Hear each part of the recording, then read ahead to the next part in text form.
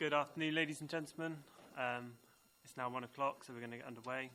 If I just pass you over to Democratic Services for the first 1 to 5 on the agenda. Yes, good afternoon, members and members of the public. Just some housekeeping before we start. Please note that this meeting of the Planning Committee is being audio recorded by the Council for the purposes of publishing on the Council website in due course. Please could I therefore remind councillors and officers to use their microphones when speaking. The meeting may also be audio recorded or filmed for live or subsequent broadcast by members of the public, although the chairman does have ultimate discretion and may halt any recording or broadcast should he feel that it's disrupting any proceedings. Please note that this meeting is fitted with an induction loop for the benefit of hearing aid users. Hearing aids should be switched to the T function to make use of this. There are no scheduled fire alarm tests today. If the alarm should constantly ring, please follow officers out of the building by way of the nearest available signed fire exit route and make your way to the ground floor of the multi-storey car park. If you should need any specialist assistance, please do let a member of staff know so that they can arrange for this to happen. Should you need to make use of them, toilets are just out of the door to the right and are clearly marked on the right-hand side of the corridor. Please be aware that only those who have registered to speak may do so, and so we ask all attendees to avoid disrupting today's proceedings. Finally, please could all mobile phones be switched off or switched to a silent setting for the duration of the meeting. Thank you. So, item 1, apologies. I've received apologies today from councillors Simon Bull, Councillor Lawrence Fear and Tony Trent. Moving on to number 2, onto agenda item number 2, I have a substitute for Tony Trent, which will be Councillor Mike Brooke. Agenda item 3, declarations of interest. Do any members have any declarations of interest that they would wish to declare? That's a no. Okay, so confirmation of minutes. Are members happy for the chairman to sign the previous minutes as a correct record? Yeah. Okay, that's agreed. Just at the bottom.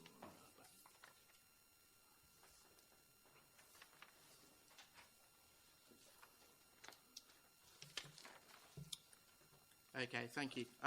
Public issues. There are a number of members of the public wishing to speak to each item today, so they will be held at each particular item. Thank you, Chair. Right, as per the running order, we will be starting with item 6B, which is the land at Madeira Road and Stafford Road, which is also known as the old police station site. I'll hand you over to the planning officer.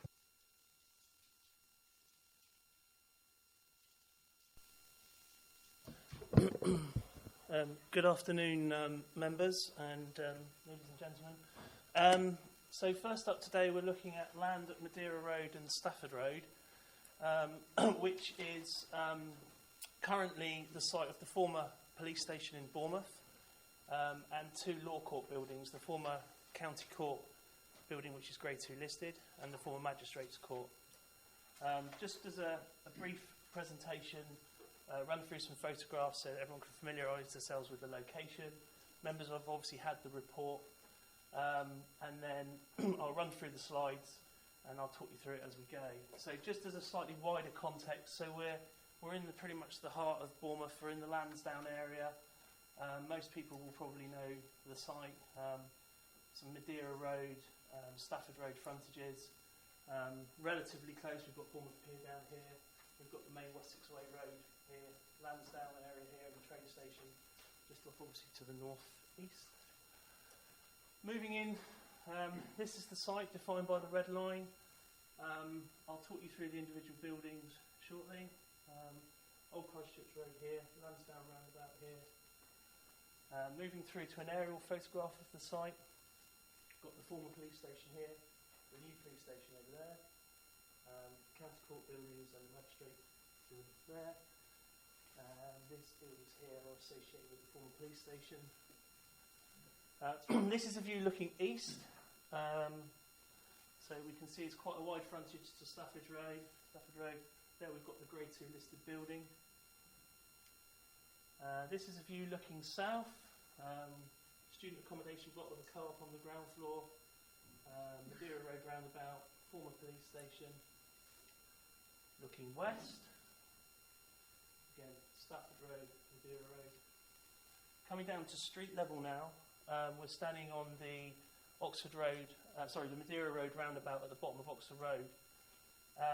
We can see the former police station building here and its associated outbuildings here. This tree is referenced in the report. This is a Monterey cypress. It's protected, but it is proposed to be felled. Looking slightly further round to the west into Madeira Road, we can see the student accommodation on the right-hand side and the former police station. Moving into Madeira Road at the junction with Stafford Road, looking back towards the Madeira Road roundabout, we've got the police station on the left, and obviously we've got the site here wrapping around the corner. This is a photo from a not dissimilar position, but the reason why I've included it is because it just shows a slightly wider street scene view there, and now we can start to see the Magistrates building and the County Courts building in that street scene view. Moving down into Stafford Road, that's the frontage of the Grade 2 listed County Courts building. Members will note the existing parking that is along the frontage there. Looking back up Stafford Road towards the junction with the new police station, still looking at the listed building. Turning around again, looking down now towards Old Christchurch Road junction, we've got the Magistrates building. This building is to be retained and refurbed and given a new lick of life. This will become the primary school building. Looking back up Stafford Road, again we can see the southern edge of the site here. Residential properties opposite. That shows the access that's to be retained. That will be west for staff car parking. Again, we will note the parking along the frontage, which all goes.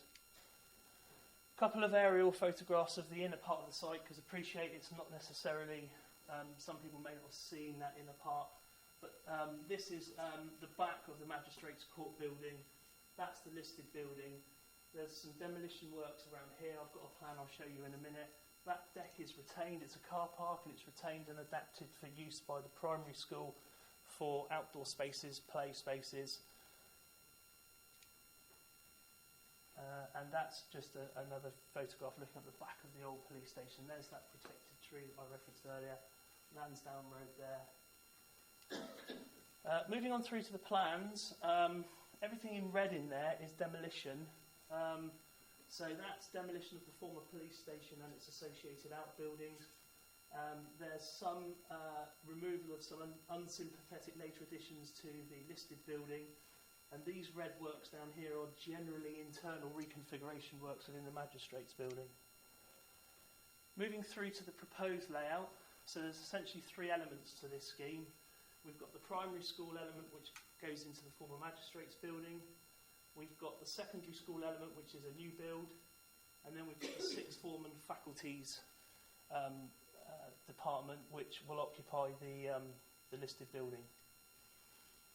I haven't given you all the floor plans on here, but I've given you the ground floor plan of the new build, so we can see Madeira Road along the top turning into Stafford Road. We've got a sports hall facility over on the eastern side of this building that fronts Madeira Road. We've got the main catering area, which will serve the whole school on the ground floor, and then the entrance is over towards this corner with Stafford Road. There's an exploded plan of the entrance, so the primary entrance is in through here.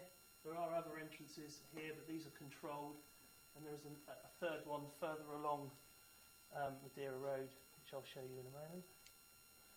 I've chosen to show you the third floor plan because these areas which are starred are proposed external play educational spaces.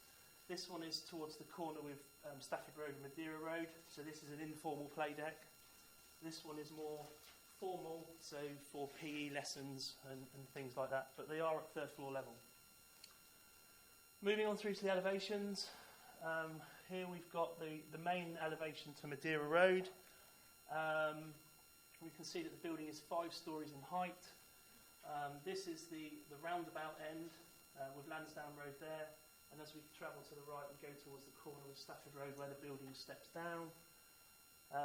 We've worked long and hard with the applicants on the design of this and the scale of this, so that it sits comfortably in its context. We're very conscious that this is a long facade in the region of nearly 100 metres, I think. So we've worked hard to get the building to elements of break up the massing. So we've got a recessed section here. We've got deep reveals on the windows. We've got sort of grand height colonnades, all adding to the sort of push and pull factor, the articulation and the depths of the elevations. Try and get some verticality in there as well to break up that horizontal feel. This is the end of the new build elevation. So the Stafford Road, here we start to see the relationship to the listed building. So the building is stepping down. You'll see the screen there for the external play deck. Sorry, if I just go... this is an internal, this is the back of the main new build that fronts Madeira Road. Obviously this faces into the courtyard within the school. Moving on through to some 3D visuals. We're very conscious of the status of the listed building. So we've got them to step it down in height.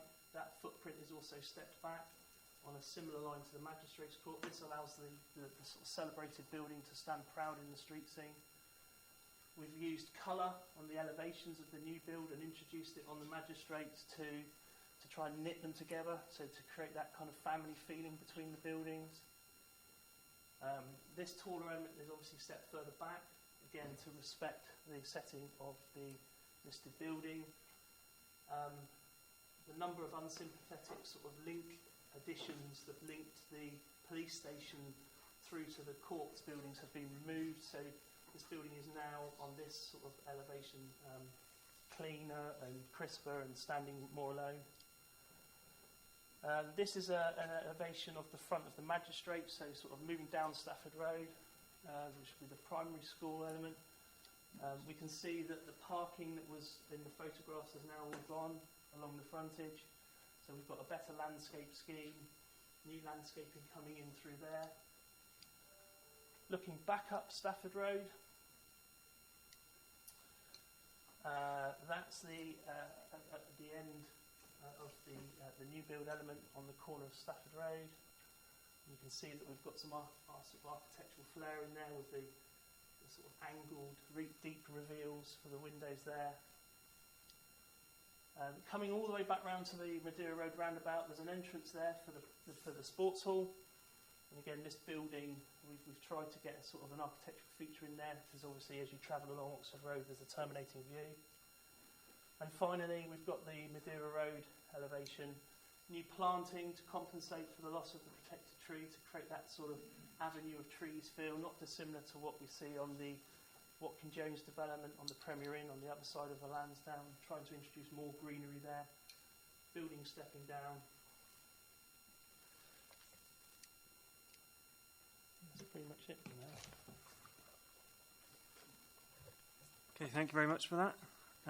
We've got no objectors registered to talk to us today, so we will move straight on to the applicant and the supporters.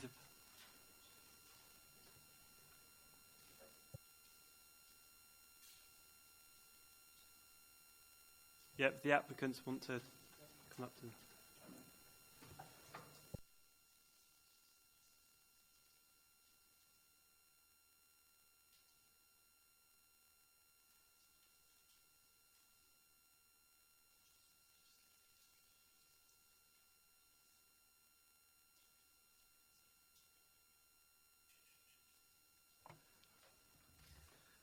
Hello, my name is Raj Lal. I'm an employee of Aspirations Academies Trust, who support Livingston Academy in Bournemouth.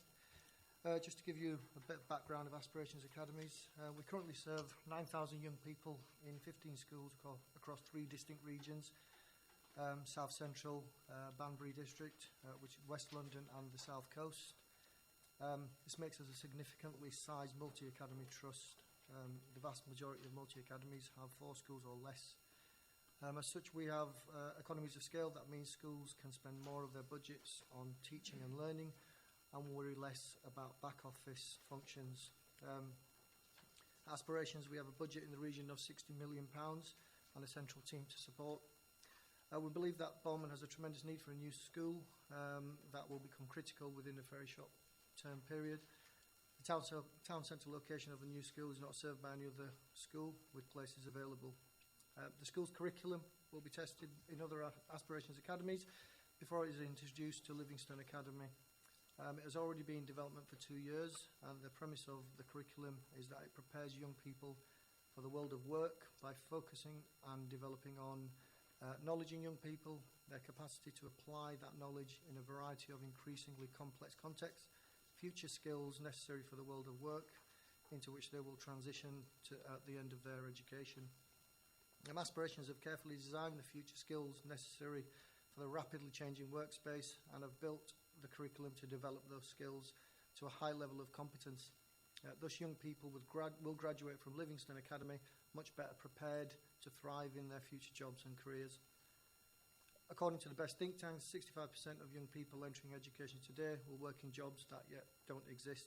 As a consequence, young people need to leave education with high levels of resilience, the capacity to unlearn old knowledge, and the skills to relearn new knowledge and skills, be sociable with others in the workplace, and have high levels of creativity and curiosity. They also need the capacity to work in highly diverse teams, sometimes remotely using technologies. The school will serve a growing digital industry sector in Bournemouth, meeting the needs of parents who work within this sector and providing future skilled workers. Silicon Beach, as it's known, is primarily centred in the Lansdowne area of Bournemouth, where the school is to be located. Aspirations have vast experience of ensuring the safeguarding and the safeguarding is outstanding and fit for purpose in each of our 15 schools. We have a highly experienced Director of Safeguarding who supports the schools in ensuring that all systems and measures are in place to ensure the safety and well-being of all pupils. Clearly, we have planned extra measures at Livingston Bournemouth because of its location near the police station and the probation centre. In conclusion, aspirations have the vision, the experience and the pedigree to offer first-class safe education which is fit for the future. Thank you. Yes, hello.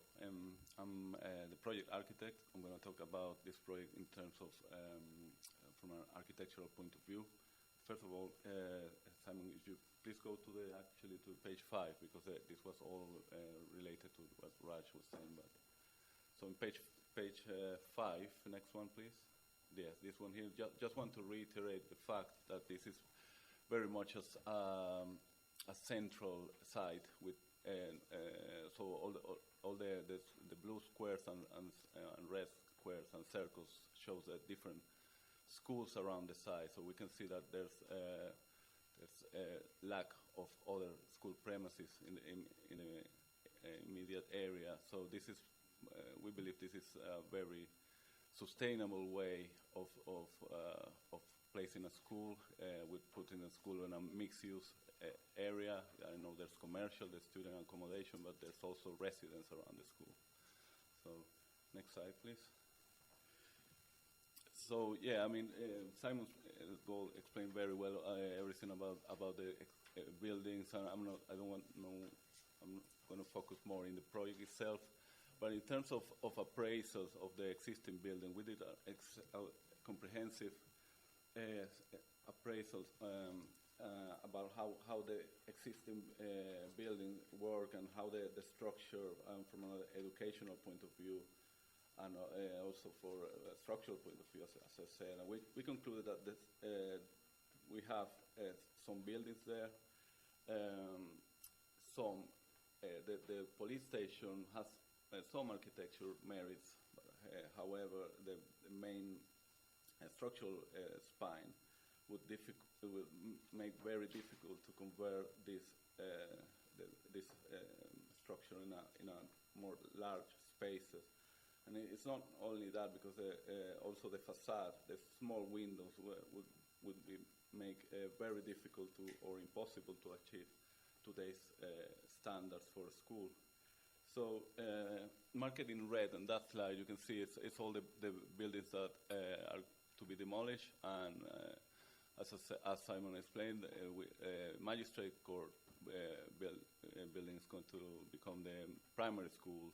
Sixth form will occupy the spaces for the corners, so the more inspiring spaces. So there are also shared facilities in the like art rooms that is going to be used by the whole school, and then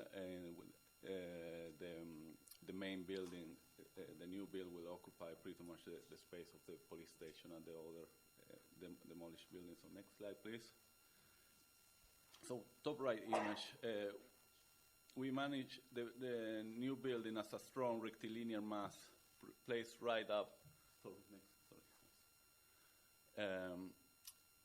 Right up to the to the boundary of course we in the long design process that we went through with the planners,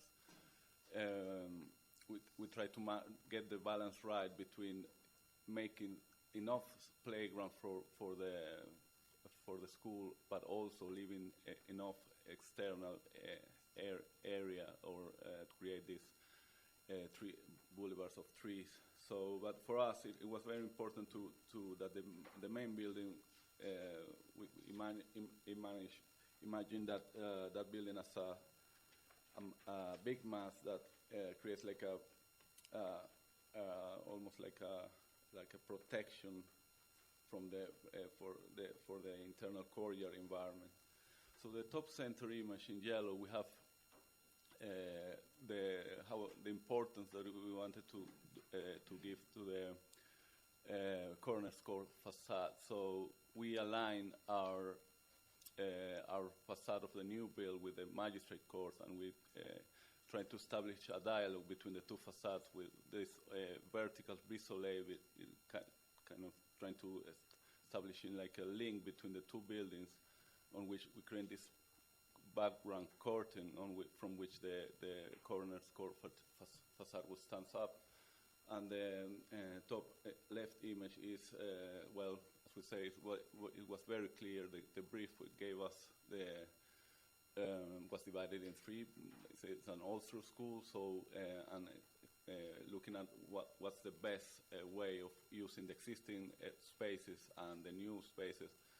It was actually straightforward to establish that the new build would contain all the secondary school spaces, shared spaces as well, coroner score, as I said, sixth form, and the primary school in the magistrate court. So the central bottom image shows the adjacencies diagram that illustrates the relationships between the different components of the project. It's also worth noting that by doing an all-three school, we are doing a very efficient use of the space, because there are shared spaces. The dining hall and the sports hall are shared by the three elements: primary, secondary, and sixth form. So to build these are three different schools, that we would require a lot more area and obviously a lot more resources. So next, please. So this slide is showing just the long process that Simon Gold referred.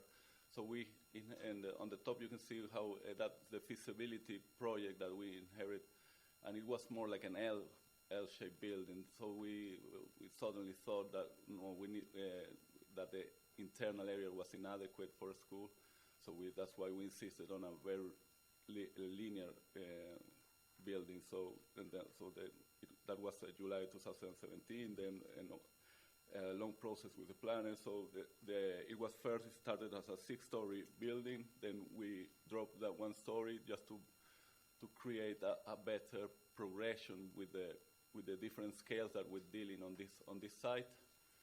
And then, as what it was mentioned, we work hard on breaking up the linearity of this building.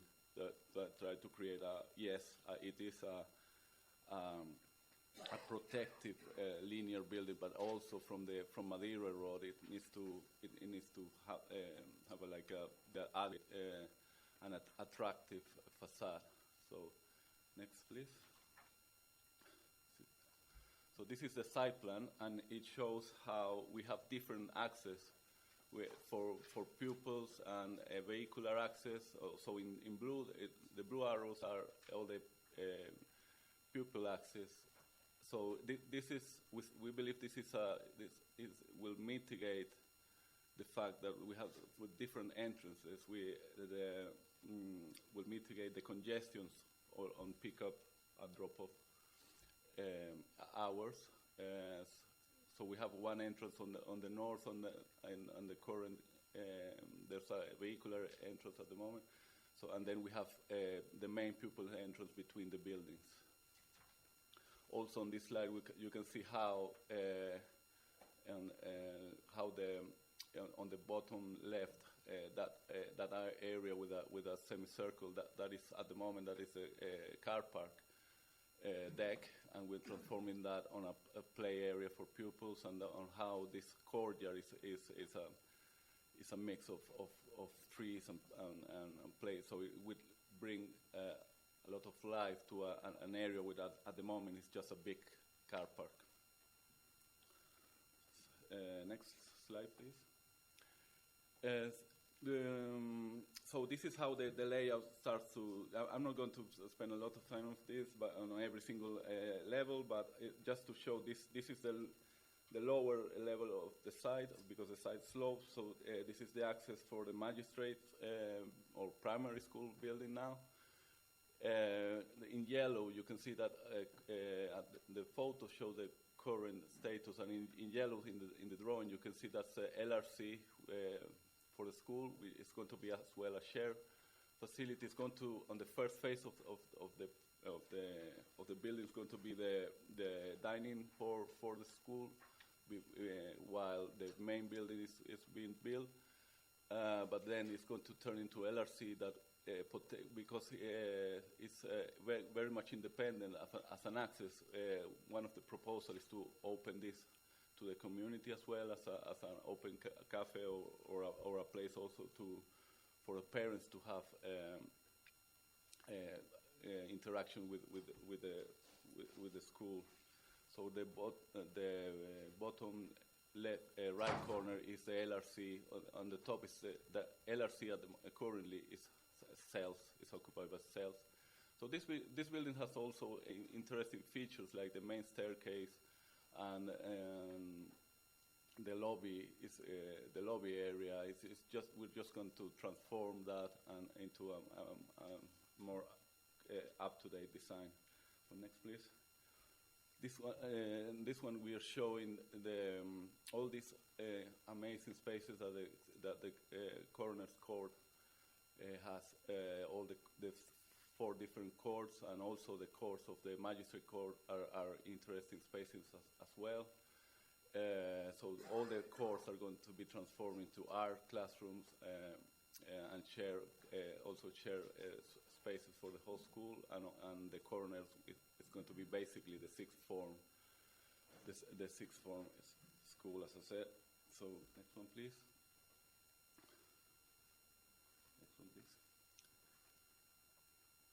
So this is basically, we saw first, this is a new build. So as we said, it's at the first 2 levels, the volume is interrupted by the guinel or undercroft. This creates a very pretty much independence of 2 main functions for this level, which the central function is all the share areas for the whole school, all the kitchen, dining facility, also a food tech classroom, and the main entrance for the secondary school, which is the image on the bottom left. The image on the center is the dining hall, and on the bottom right is the sports hall. Now, okay, thank you very much. You've had 15 minutes. Oh, really? Oh, okay. Just for the purpose of being open and transparent, I'm just going to take a short statement from Democratic Services over the length of time that. Yes, thank you, Chair. We should have highlighted before we started on this item, due to the significance of the proposal, all speakers have been given the opportunity to have up to 15 minutes. This will revert back to the usual 5 minutes, as stated in our constitution, once we move on to the other items. Thank you. Thank you very much. Okay, thank you very much for that. Councillor Green.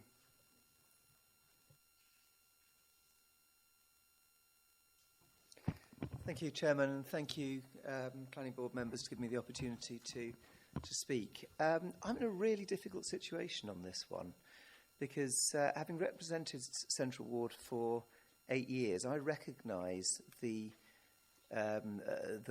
benefits, in fact, probably the need is a better word, for a school in the centre of Bournemouth. And the Lansdowne, to me, is an ideal opportunity. Everything that I've heard from the planning officers and indeed from the applicants suggest that this could be absolutely the answer to what we're looking for. It's in a sustainable location, and it will mean that not only the residents of central Bournemouth, but from those around, will be able to have a school where one just doesn't exist at the moment. Many of our residents need to travel a long way to get to schools, and that is just not satisfactory.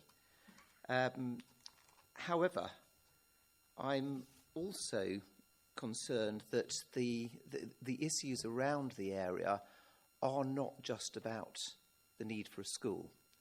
And a huge amount of work has gone on by the predecessor council, indeed has been taken on by BCP, as to how we can make the Lansdowne area work better. Because the Lansdowne should be an ideal location for sustainable businesses. We're already seeing, even without council intervention, and as the applicants referred to, the development of digital and creative businesses which have congregated around the Lansdowne. And what we would like to do, and again, predecessor council and this one, is to give them the real boost that is required. And if we are to transform the Lansdowne into the central business district that we really want to see for this part of the conurbation, then the development that we are looking for has been encapsulated within what is what BCP Council now refers to as the Lansdowne project. This has been approved through government, through the LEP, by government.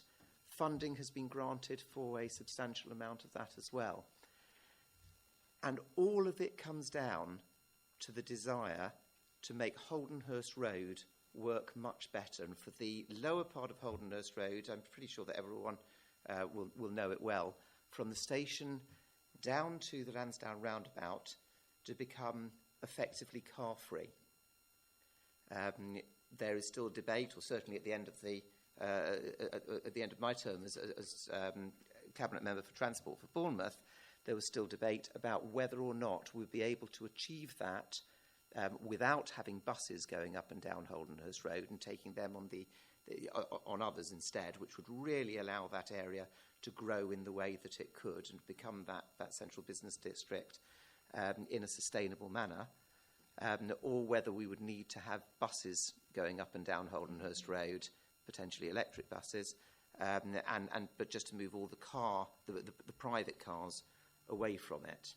Now, this may seem a long way away from a discussion about the school, but the modelling that was done, and which you haven't been privy to, around the Lansdowne project, which I think is it part of the emerging local plan at the moment?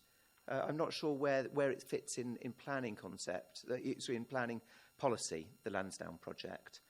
But the modelling showed that we were touch and go as to whether the amount of traffic that is that currently is in place around the Lansdowne, particularly in the morning peak hour, but to some extent in the afternoon peak hour, will allow that project to take place or not. And if it doesn't take place, the opportunity for transforming the Lansdowne has gone.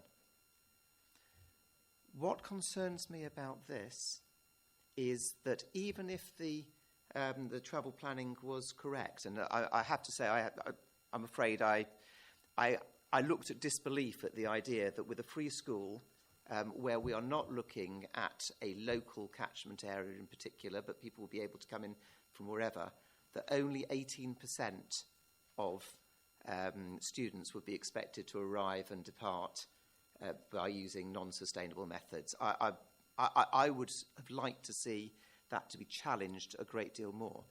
But even if that was the case, we're still talking about 278 extra car journeys in the morning, 278 in the afternoon. And I can assure you that when you look at the plans that we have for the Lansdowne, you look at the traffic modelling for the Lansdowne project, that would be enough, almost certainly, to tip it over the edge and to make the Lansdowne project not doable from a transport point of view. And the whole opportunity would be lost to BCP if that went ahead. So I've seen the ideas of being able to look at Asda car park as a drop-off point, but that doesn't really get round the problem of cars driving in and out of the Lansdowne.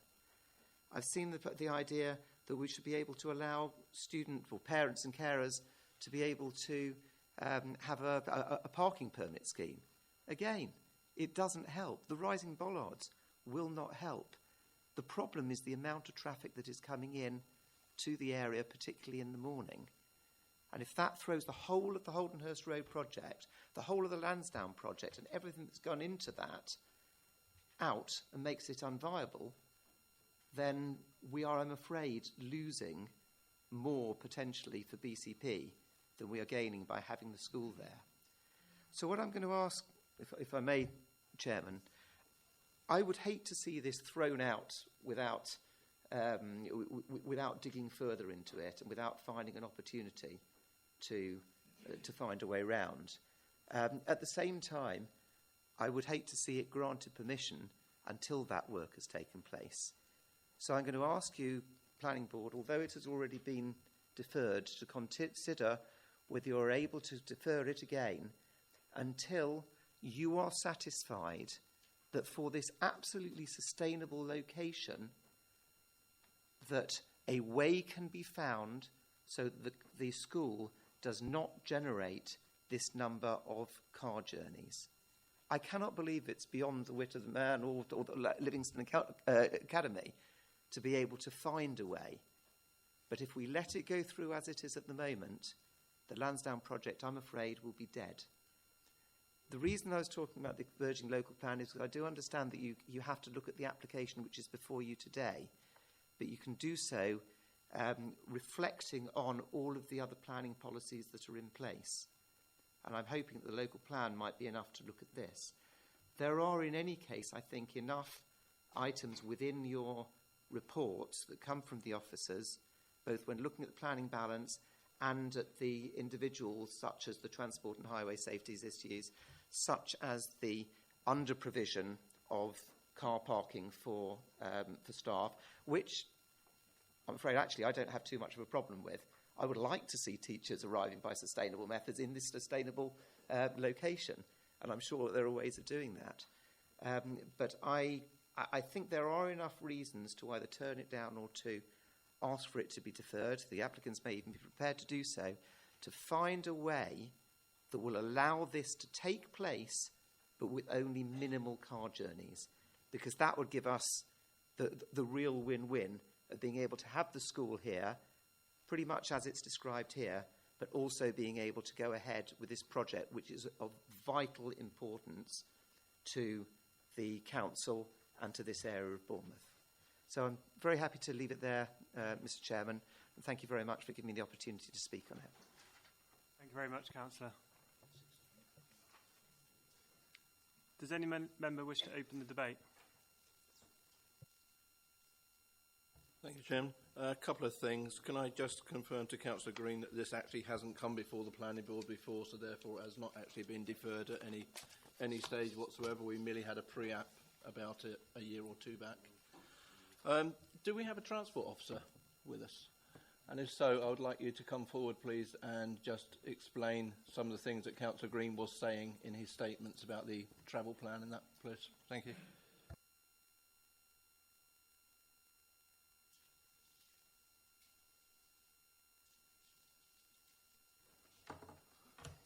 Good afternoon, members. Would you like me to give me a sort of an introduction of some of the transport issues? Yes, please. Would that help? So we have the application is for a school of just over 1,500 pupils, and it would reach that size over a number of years. It would be about by 2026, by the time you'd reach about 1,500 pupils.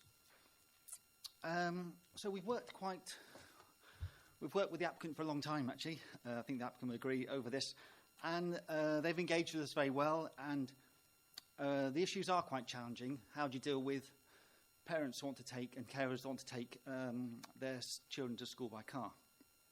And this is a societal problem that's obviously grown up and experienced at other schools. So the applicant we've worked with them and developed a number of mitigation measures to deal with the issue. Now, we still were concerned about the parking, but that's because it's in the parking SPD, the staff parking didn't meet the required standard, but it is in a sustainable location, and the case officer in its planning balance is suggesting that the benefits of the scheme outweigh that. So some background things. The census information shows us that there's a real strong demand for a school in this local area. And the admissions policy is after special applications and siblings, the next criteria will be distance.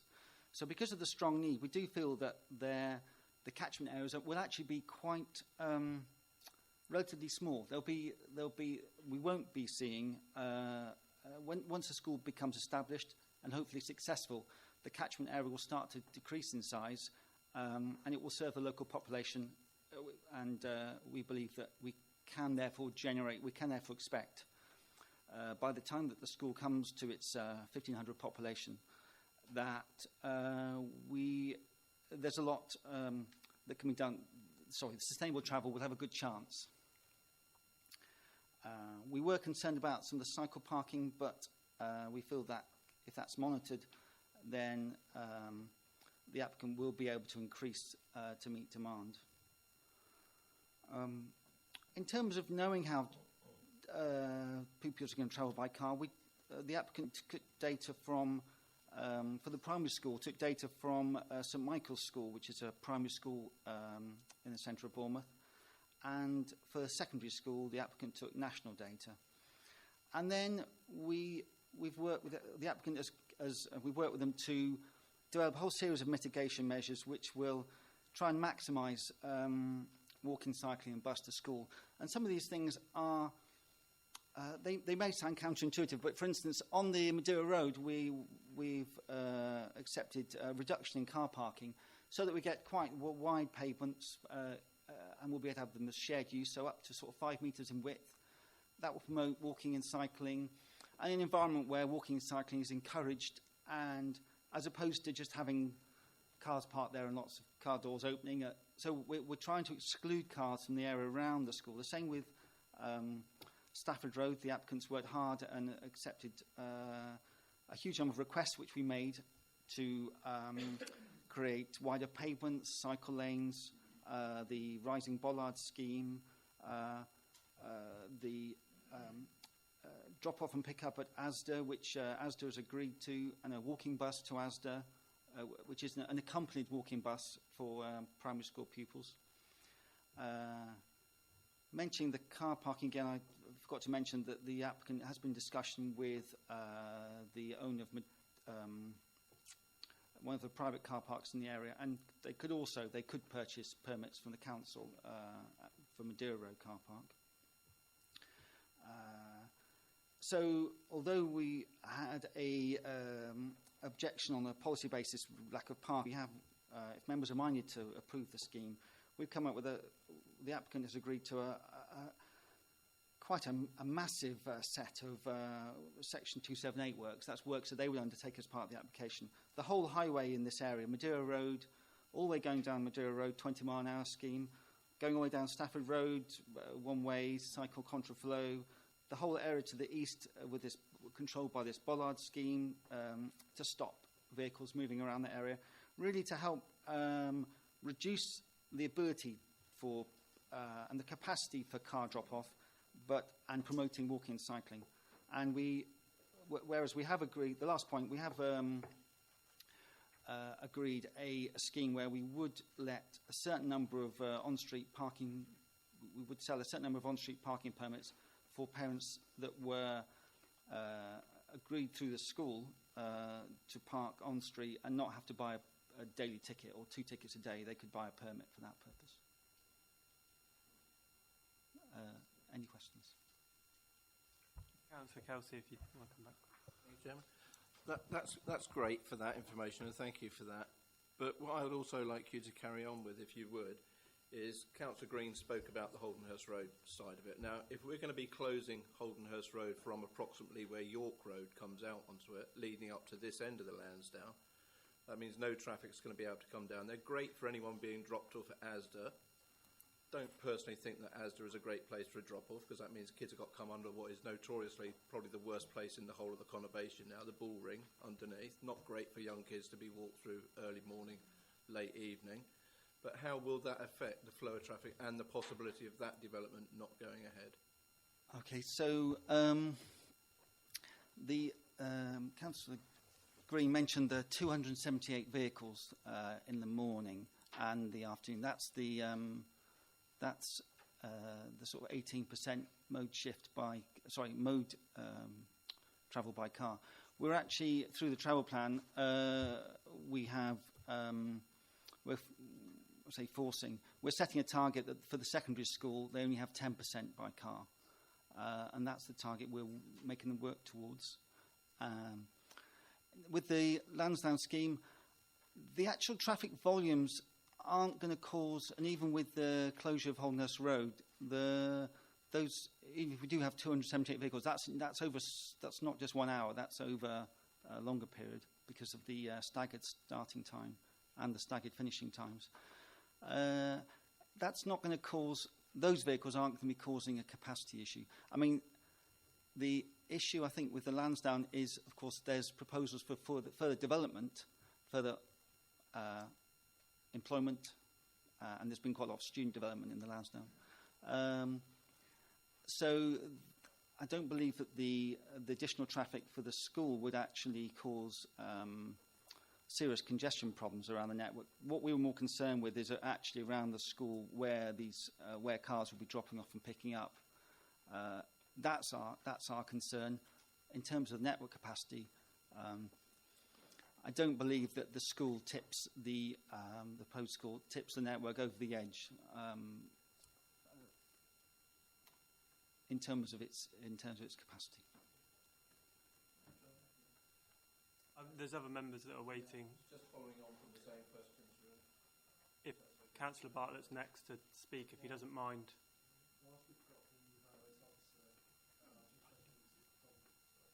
Whilst we've got the highways officer answering questions, maybe we should all have an opportunity, if we've got highways questions, to address those now. Yeah, Chair. so at the moment I've got Councillor Bartlett, Hall and Stribley up wanting to ask questions. Are they all highways related questions?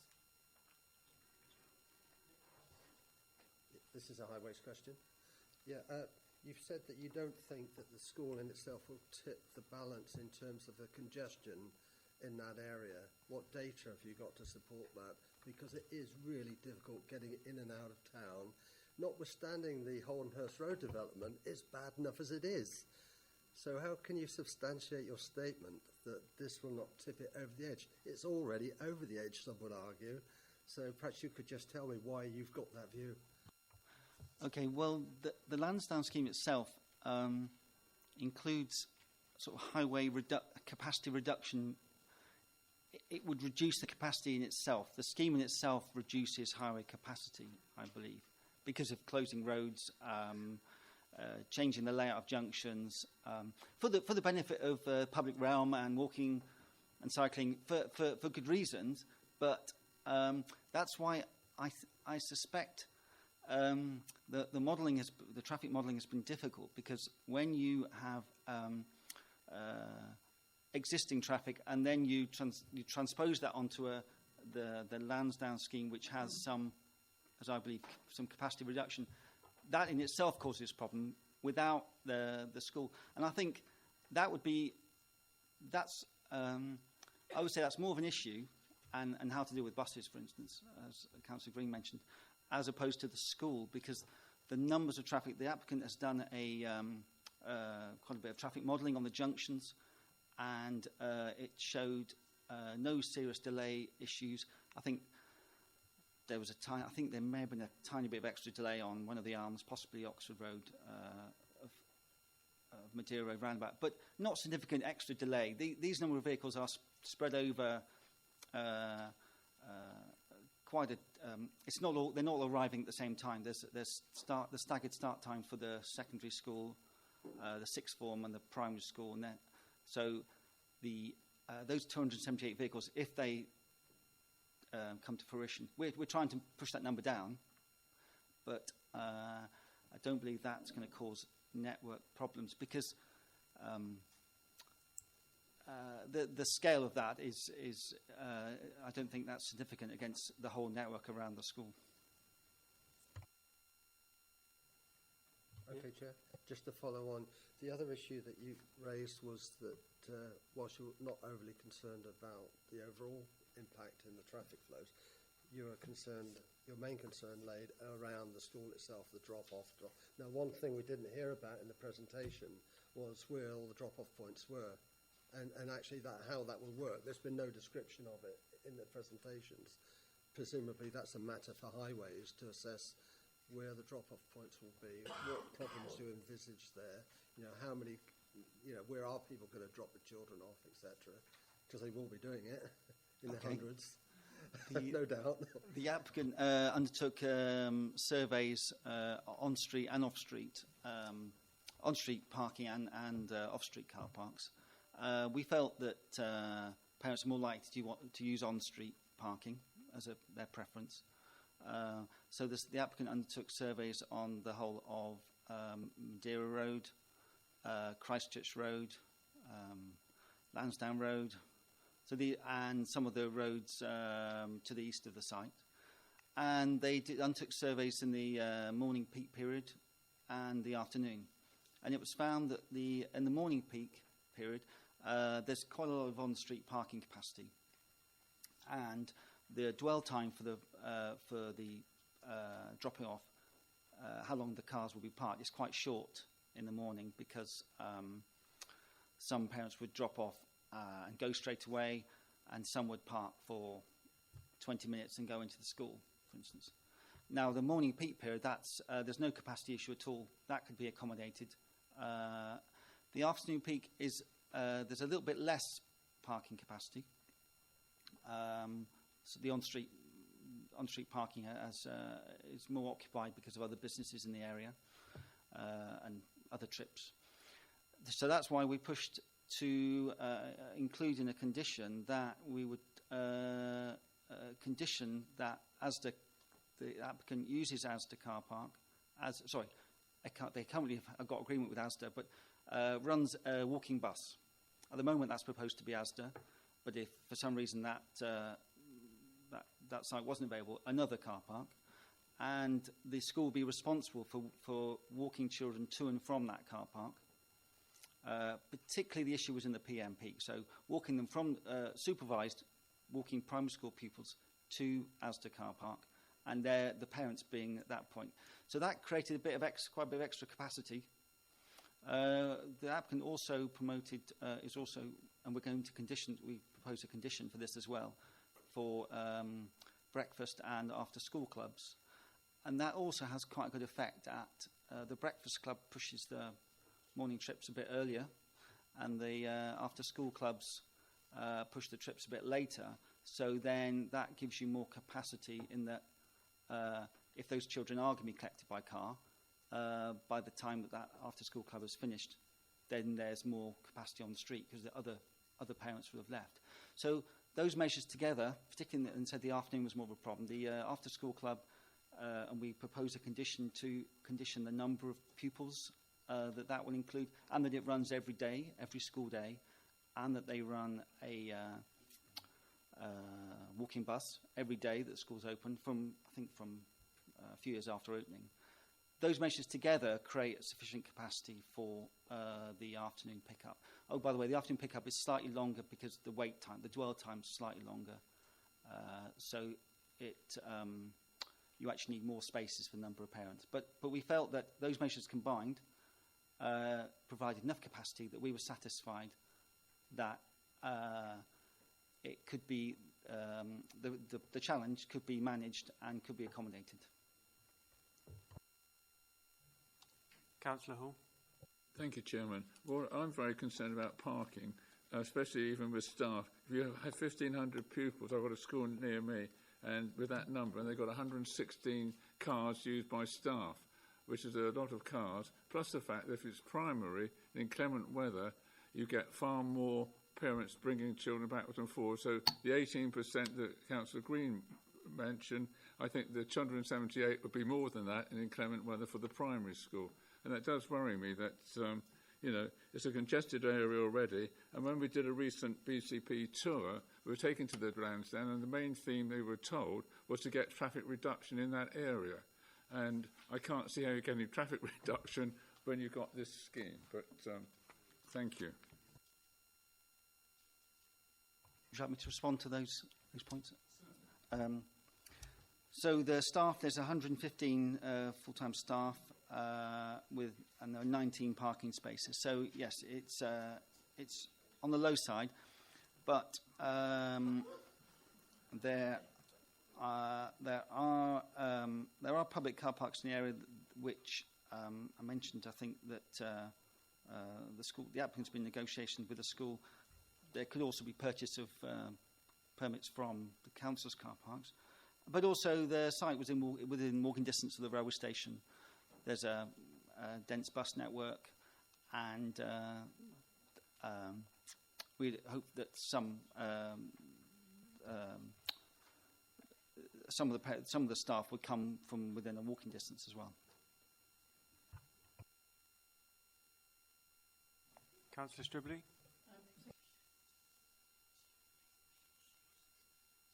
Beg your pardon.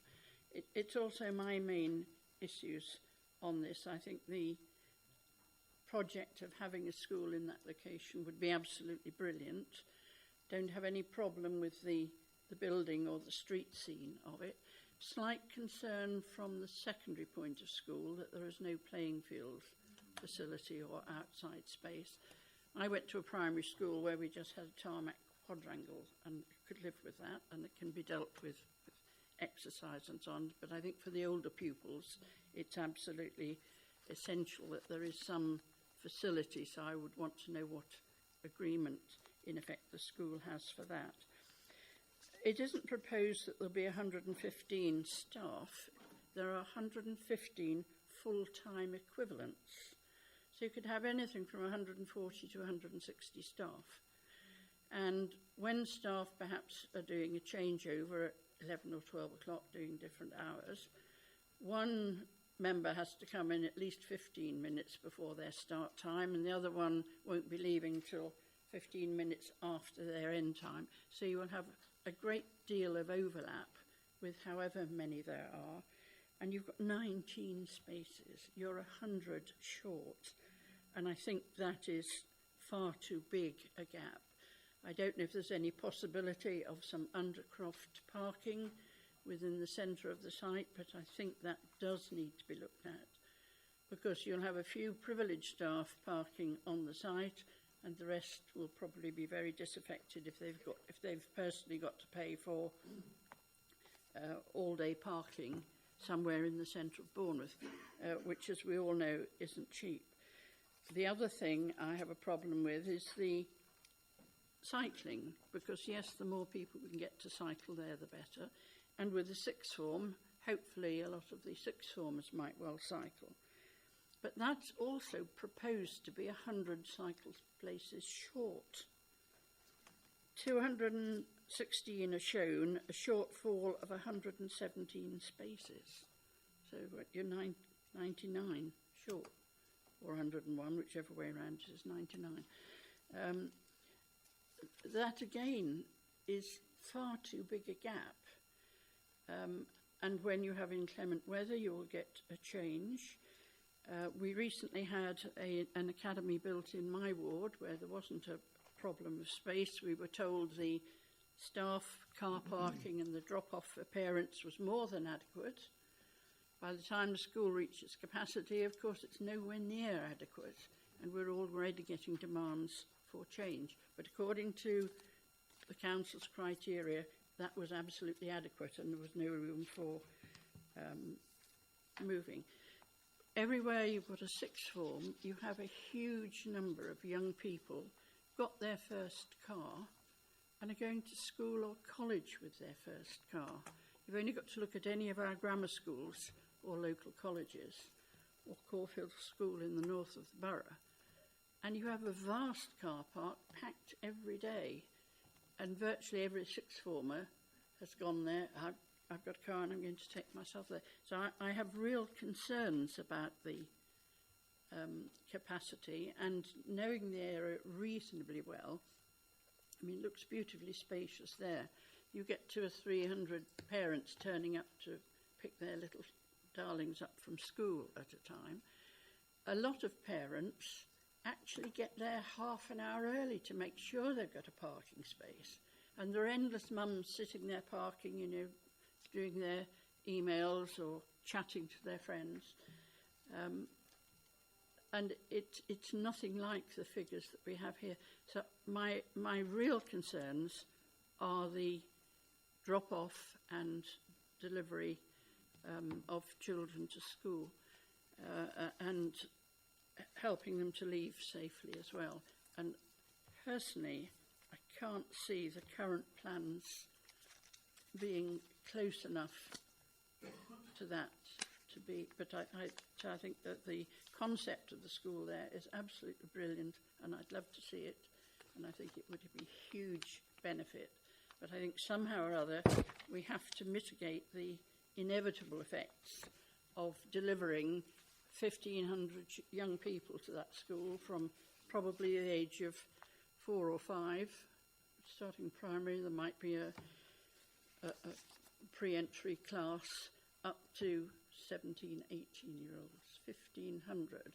There will be a few siblings, but basically you're probably looking at 1,400 individuals, being different families going to that school every day, plus the staff, plus you know, the helpers and so on. You're looking at a huge number of people getting to that school between 8 and 9 o'clock in the morning, I would suggest, and leaving again any time after 3 to 4 o'clock in the afternoon. And I do think those issues need to be dealt with. Don't have a problem with the buildings or the concept. Chair, shall I come back on a couple of those points? Just to answer a few of those points, the shortfall in car parking is 57 spaces based on the Bournemouth Parking SPD.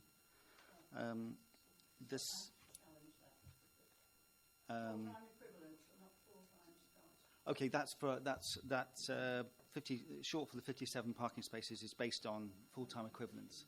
So I didn't mention full-time equivalent, but you're correct. It's 115 full-time equivalent. The cycle parking shown on the plans is lower than the standard, but that can be conditioned, and the site is constrained, but we've worked with the applicant to agree a compact cycle parking proposal, which we think can support cycling, but it would have to, the applicant would have to come forward with more proposals for cycle parking if obviously they became popular. The sixth form, I don't think, because of the lack of any free parking in the area, I don't know if sixth form there's not really anywhere for sixth form students to park. I mean, if I give you a figure for the average travel to school distances in Bournemouth, currently it's 0.6 miles for primary and 1.5 miles for secondary. And because of this location, we feel that when the school, if the school is constructed, we would get distances like that and possibly shorter. So we're talking about 0.6 miles for primary, 1.5 miles for secondary. Those are ideal distances to support sustainable travel. I think that was it. Thank you very much. Can I just remind members to use the microphone? That's okay. It's just you've objected to something there, and if you hadn't used your microphone, it won't be recorded in the minutes, and then you can't refer back to it in the future. Councillor Brooke, I've got you next. Fine, thank you, Chair. Picking up on the transport, it's my real concern as well. I think the whole concept and the idea of a sustainable location is what we should be aiming for. However, the travel plan issue, which is what we're really talking about with all the points that have been made so far, is one that gives me great concern. It's all very well having a travel plan on paper, but what about implementation? How do you guarantee that that travel plan will actually be implemented? Condition 28 says that it will be their obligations and they shall be implemented and complied with. But who is going to check that actually that travel plan is fulfilled and fulfilled every day? It really just defies belief almost. The number of travel plans I've been involved in with Pool Council in the past, and there's never a check-up to see whether they're operative and whether they work. It's just a piece of paper, and that would be a real concern here. And then you're going to be faced with all the problems that have been raised so far. And are we talking about one walking bus only for primary pupils, 43 pupils maximum out of 420? That barely touches the surface of the transport problem. 32 pupils for a breakfast club out of a school of 1,500. How many are we really talking about? These are just scratching the surface of dealing with the transport problem. As I say, I don't have an issue with the design, with the concept. I am concerned about the lack of space as far as secondary pupils are concerned, and the sporting element, which is absolutely essential for health and fitness. But really, I can't see this working as is set out in terms of the transport and the transport plan. Okay, I'll respond to that. So the travel plan, actually, with condition 28, we'd like to propose a slight amended wording with an additional clause so that travel plans included travel by pupils and staff, and the questions within the travel survey are approved in writing by the Highway Authority, and that there's a minimum response rate of 40%. And we'd like to add those to the condition if members are minded to approve the application. So this condition is quite strenuous already. It's already requiring within 6 months a full travel plan, and then annual updates. And I understand your concern that in the past, sometimes travel plans haven't been, I'd say they've not been maintained. But I think in an issue with a large school such as this, we'll be requiring those annual updates, and we'll be requiring meetings to ensure that they are meeting the target. The target we've set for secondary is the 90% by sustainable modes. And if they're not reaching that, then we'll be putting pressure on the school to fulfil their obligations, because that's what would be in the planning condition, that they must reach a 90% sustainable travel for secondary pupils. And because of the sustainable location and the short travel distances I talked about, now it is going to be challenging. That's why perhaps it's taken a long time to get to this point. But we have been working with the applicant for a long time, and they really have. They've said yes to all the proposals I've put to them, because because they feel that they can achieve them. They can achieve these a high level of walking, cycling, and bus use, and it's. And I'm not saying there won't be problems as the school gets more occupied, but I think we've the breakfast clubs, the after-school clubs, the walking bus. They were actually they're only trying to pick up on the extra car trips. So with the bulk of the school travel, it's still going to be walk, cycle, and bus. So the breakfast clubs and the walking bus were only to deal with the car trips that were left over. Thank you. Councillor Brooke, you want to come back on that? If I may, Chair, very, very briefly, I think there's a real risk in terms of setting the condition that the travel plan has to be established within 6 months. You can guarantee that those people that are using cars or whatever will actually have established their pattern of usage long before the 6 months of after occupancy, and therefore actually the travel plan ought to be in place prior to occupancy, and parents actually informed of what it is and given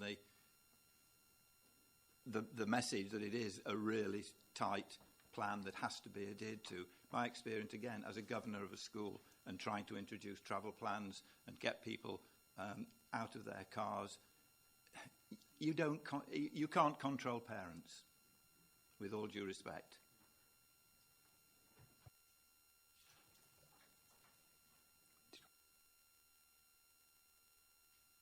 Just quickly, I'll come back on. The applicant has submitted a full travel plan, but the 6 month one is the post-occupation. So we want actual data from when the school is occupied. But they've done a lot of work. The travel plan is very comprehensive. That's already been submitted with the application. Thank you. Councillor Mellor. Thank you, Chair. I absolutely hear, a lot of the issue. I mean, I live, 4 or 5 doors down from a school. I fully understand the issues we're talking about, but I just think that if you don't actually build in sustainable areas, then you actually, I think you can change, parents' behaviour, because you build things where they are. If you build things in sustainable areas, you start to deliver modal shift. This is a sustainable area, so we should be building things like offices and schools with people in there. We've got, and I don't actually understand how you ever deliver modal shift if you don't actually, accept some, if you don't build in sustainable areas and then accept some issue around highways rub up, you effectively sort of drive people towards using modal shift because, it's less convenient to use a car, so they'll use other forms of transport. So actually, this is a highly sustainable area. I passionately believe you should be building more things in it. This is a great school and a scheme that we need. So I'm actually taking a slightly different view and referencing some of the points that Councillor Green said. He's not actually as good an expert as any of our councillors are in terms of delivering this type of thing. Said he's not actually that concerned about things like the school, the parking provision, because exactly this we need to be delivering modal shift.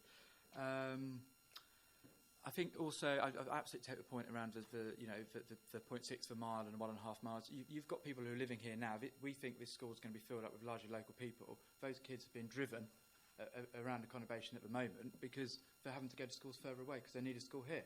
So part of the solution to this transport issue we're discussing is to build a school here. So that's my view on highways largely. A few questions. Councillor Green asked the question, is the Lansdowne project something I'm really passionate about us delivering? Does it have any planning weight? Is it part of the emerging local plan? Yeah. Well, I'm not a policy officer, but I obviously, with the advent of the new BCP Council, then from a Bournemouth predecessor, Bournemouth Borough Council point of view, then obviously we were beginning to move towards formulating our next local plan, and that work would have been incorporated in that. Obviously, with BCP coming along, we've now got a date of, I think, 2024, maybe 2023 for a new joint local plan. So that work would obviously feed into that local plan. So in terms of as describing, it's quite detailed, and it's a legal process, a planning committee. So there's certain weights and rules that we have to abide by. We can't use that. If this was taken to appeal, we couldn't sit around with the Lansdowne plan saying, here's a Lansdowne project, because it isn't a document we can reference to in our planning decision. That's a blunt question I'm asking. There isn't an yes or no. There isn't an really. adopted plan, which is essentially what you're asking at the moment. Yeah. Okay. Thank you. A couple of quick questions, if I may, Chair. I do want an answer. I think Councillor Stribley raised it. Sorry, Doug, do you want to come in? Yeah. About sort of the outside space for secondary school pupils.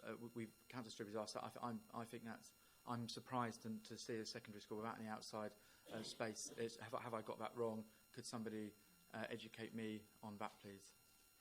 Obviously, there is hard play space within the inner courtyard of the school, but you're right in the sense that there isn't no soft green play space. So there is space for the main school to be, I don't know, kicking football around, playing basketball, running around outside. The applicant's nodding. Great. Okay.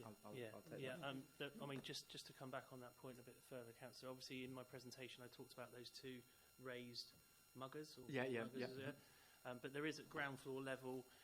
In behind the building, the new build element, obviously a play area, and also we've got the retained multi-storey car park that sits in behind the magistrates, which will be adapted for use by the primary school as well. Yeah, but great.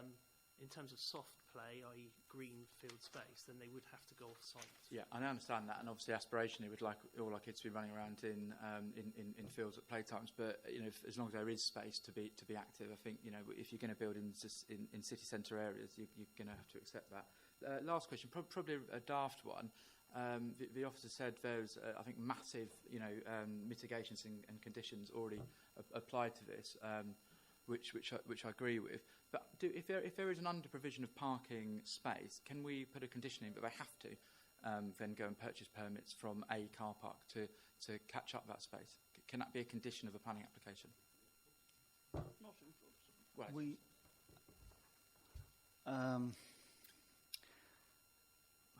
I would say it's not.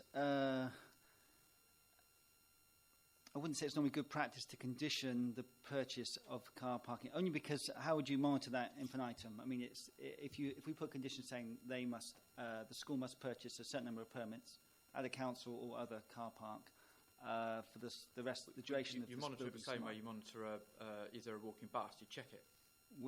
Yes, that has. It would be. We probably wouldn't be monitoring the travel plan from the planning application sense infinitum. It would after. Whereas with a parking, you'd actually be saying, well, it needs parking. It would be more difficult to do. The applicant could appeal a condition such as that, of course, because it basically is asking the applicant to pay the council money to park on the council's land, if it was a council car park. Okay. So, it was possibly better to. If people here are mindful to refuse this application because of lots of the parking issues, then I think then creating more parking spaces might be a reasonable way of mitigating it. I've had my say, Chair. I'm happy to stop. Councillor Hall, you. Come back, Mr. Chairman. The officer mentioned that the average distance of travel was 0.6 of a mile. What concerns me, have you done a potential survey of that area to find the number of potential children that would be in that 0.6 of a mile? Chairman, the applicant has, or actually work done by the Education Department, shows that there's a huge demand that's now sort of rising up through the children have been born, and that demonstrates that there is a very high demand for pupil places in this area. Councillor Bartlett. Just for clarity then, from highways, because I understood there was an objection from highways, we've heard a very lengthy substantiation of how you're supporting this application. Just for clarity, are you supporting this application without any objections? Okay, so I'll just clarify.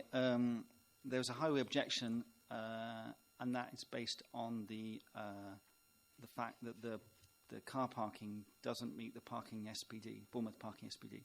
So that's an objection, and the case officer in his planning balance has considered that, but is recommending approval. Thank you for that.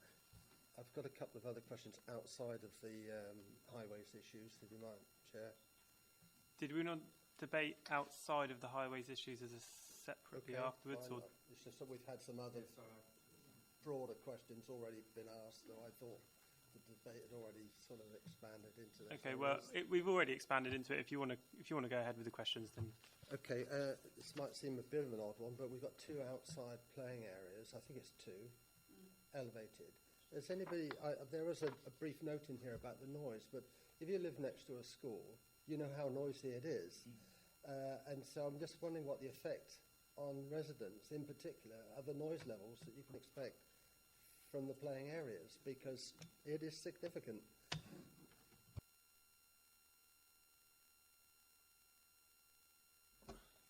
Chairman, are you happy for me to come back on that? Yeah, thank you. Thank you, Councillor Bartlett. On the screen, I've put up the slide I showed earlier with the 2 stars showing the raised external muggers, or moogers, as they're affectionately known, multi-use game areas or something. But there's also, obviously, at ground level as well, in behind the main building, the main playground as well. So you're right, there's 3 external play areas. I was very conscious in my assessment of the impact of those 2 starred mugger areas in relation to surrounding residential development. To the, if I go back up through the presentation, it's probably in that photograph there. You can see towards the top of the picture you've got Lansdowne Road, and you've got the tree I referenced earlier, which will be felled. Immediately to the right of that, there is a residential building, well, a building which is commercial at ground floor with residential above, fronting Lansdowne Road. The right-hand starred Mooga will sit close to the boundary with that adjacent property. We had the environmental health officer look at the proposals in that respect. You'll see in the report there was no objection from the environmental health officer, but I've also added some conditions around the use of that particular Mooga will be used for structured play, so PE lessons, example, as opposed to informal play, which is break time when the kids just run around. So we've put conditions on restricting the hours of use of that, so that it's during school time essentially, and no later than I think it's 8 p.m. Into the evening, not to be used at weekends or public holidays. We've also asked for details of the uses and the fencing arrangements for those courts, because depending on the type of fencing that they install, that will dictate what types of sports they can play in it. So, for instance, if they have what are called kickboards, which are the low solid boards you'd see at the bottom, that would facilitate games like hockey, where you want a rebound effect. That would have a greater noise implication. They're not proposing that. They're proposing it would be things like basketball or, say, football, where you don't need these kickboards. The other side of the development, closer to Stafford Road corner, there is obviously a more informal play deck at the 3rd level. The greater distance is there to adjacent residential properties. And given the ambient, sort of the general ambient background noise you get in that part of town, which is town centre Lansdowne, and again, our environmental health officer didn't feel that was a pertinent issue in terms of the impact on residential amenity. Councillor Davies. Chairman, and back to the parking problems. I've been, as I've heard the debate, comparing it with the school in my ward, which is the Catholic Diocese St Peter's. Now, that was a seriously big school before they, thank goodness they did, that they built an extension. They don't have any problem.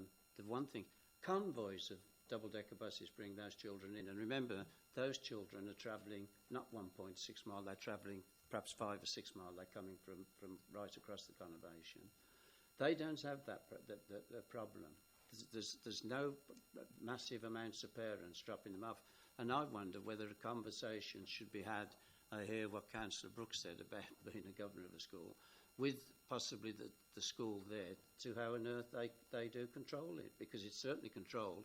And just as an addition, the one problem that we've got is what Councillor Sybry highlighted, is the sixth form. And the residential roads around it, there are certainly a great number of cars that are parked there, and they all belong to the sixth formers. But certainly, as far as I think, possibly it needs looking into, there's certainly no problem with dropping off. So I don't know, perhaps somebody should have a conversation with the governors or the management there.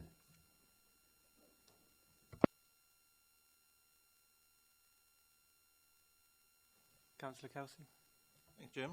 A couple of quick questions, and then I'd like to actually put a move on the table to see where it goes.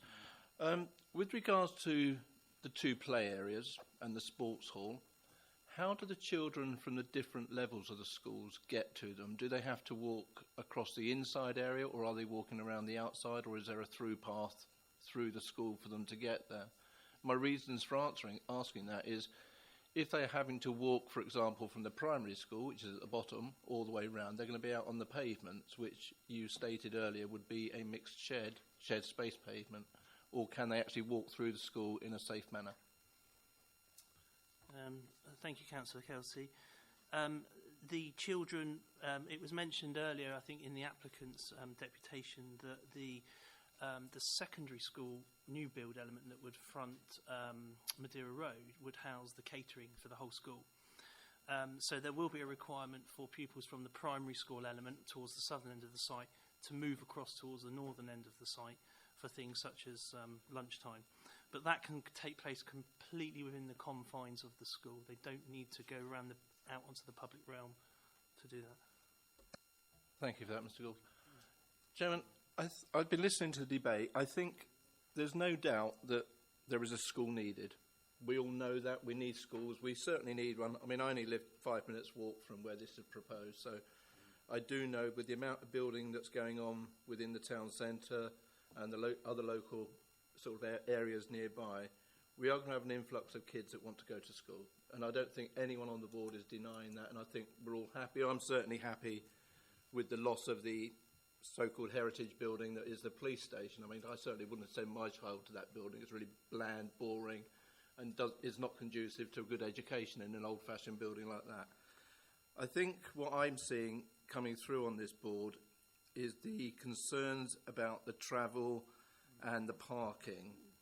And I would like, if I had a seconder for this, just to go for a deferral so we can have more clarification and get better reports back on this. In the past, we've put a lot of offices into the Lansdowne area where we keep saying to them, you're not providing enough parking, but there's plenty of parking in Madeira Road car park. Now, there's only so much people, or so many people, you can keep shunting into the same car park.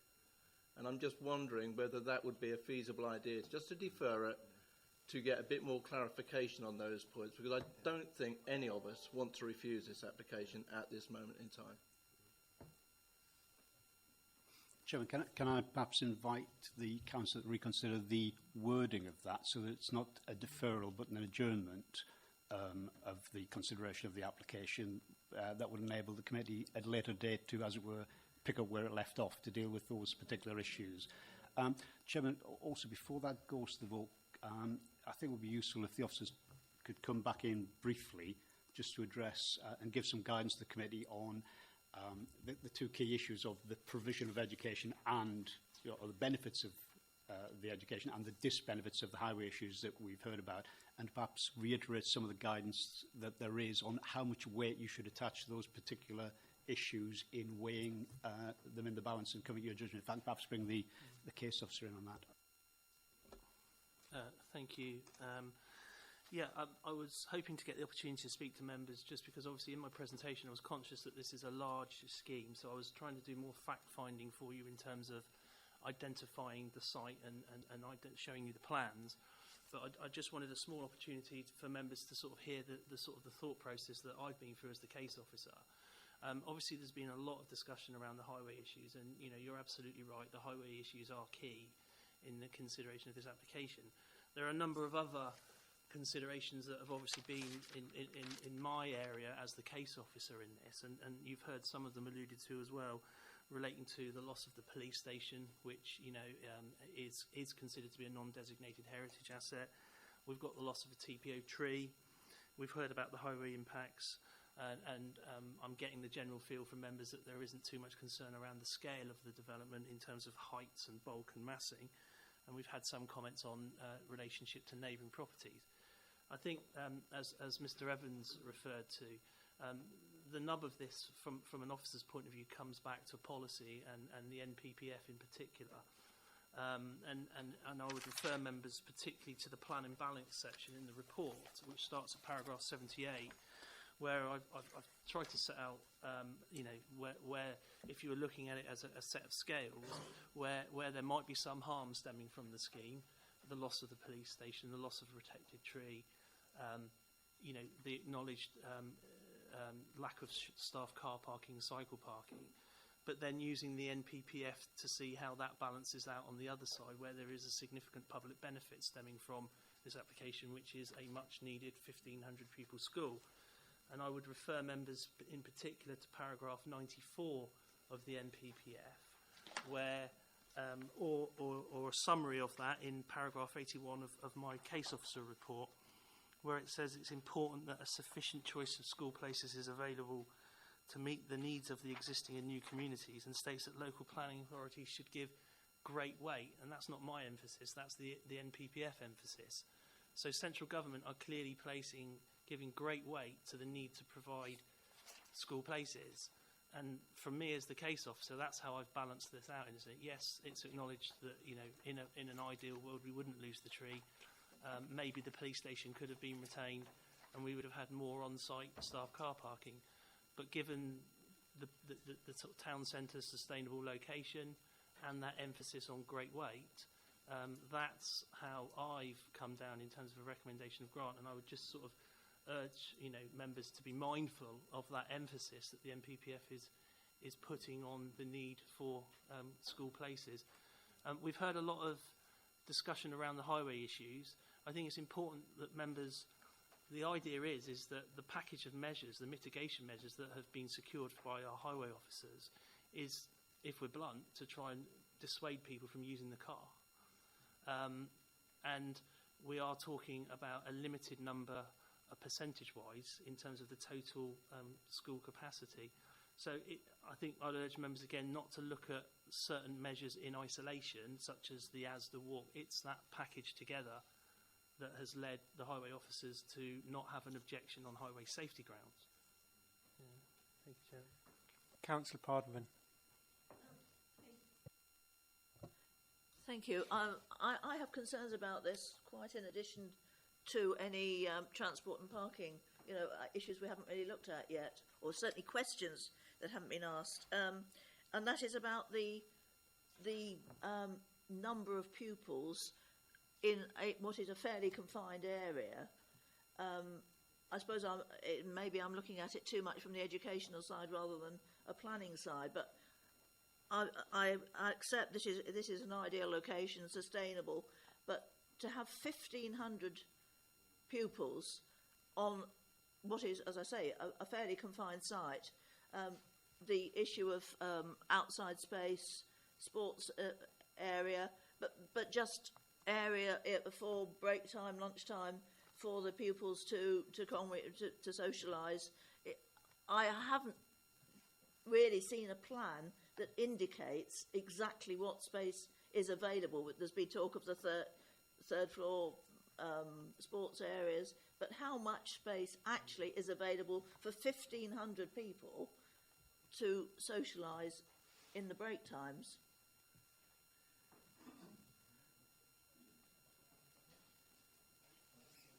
Thank you, Chairman, and thank you, Councillor, for raising that point. I've put up on the screen, I don't think we actually got to it in the applicant's deputation because they ran out of time, but this was page 9 of their presentation, and there you can see a sort of layout of the development, and you can see I've mentioned in the southern part of the site, behind what is currently the magistrates building, there is a multi-storey, a sort of small multi-storey car park that's been used by the police in recent times. That is to be adapted and will be forming an external play areas at each level, depending on year one, presumably on the lower level, and year two. And there's also an amphitheatre arrangement on the top of that for external learning spaces. And then over towards the south and eastern side of the site, you can see the external play areas in the grey. So we've got a play area there for use by the secondary school. And then again to the south of that, we have another external and primary play area at surface level. Can you give us an indication of dimensions, or, square meterage or something? You'll have to give me a sec.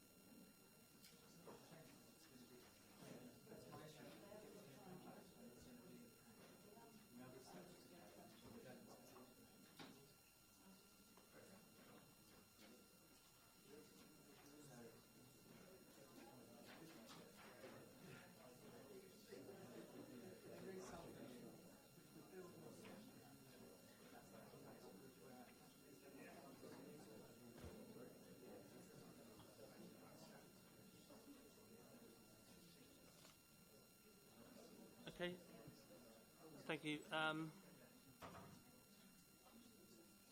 It's a fairly crude calculation, obviously just doing it off of the plan but using the scale ruler. You're talking of an area approximately of about 30 metres by about 60 metres. That would be encompassing both the secondary school and the primary school element. At surface level, it doesn't take account of the stacked play areas. You get in the reuse of the former multi-storey car park and the two external Moogers at third floor level in the main new build. Okay, thank you. Going back also to the third story muggers or whatever they are, there was talk about the enclosures. To what extent will they be fully enclosed, roofed and all, if they're being used for ball sports?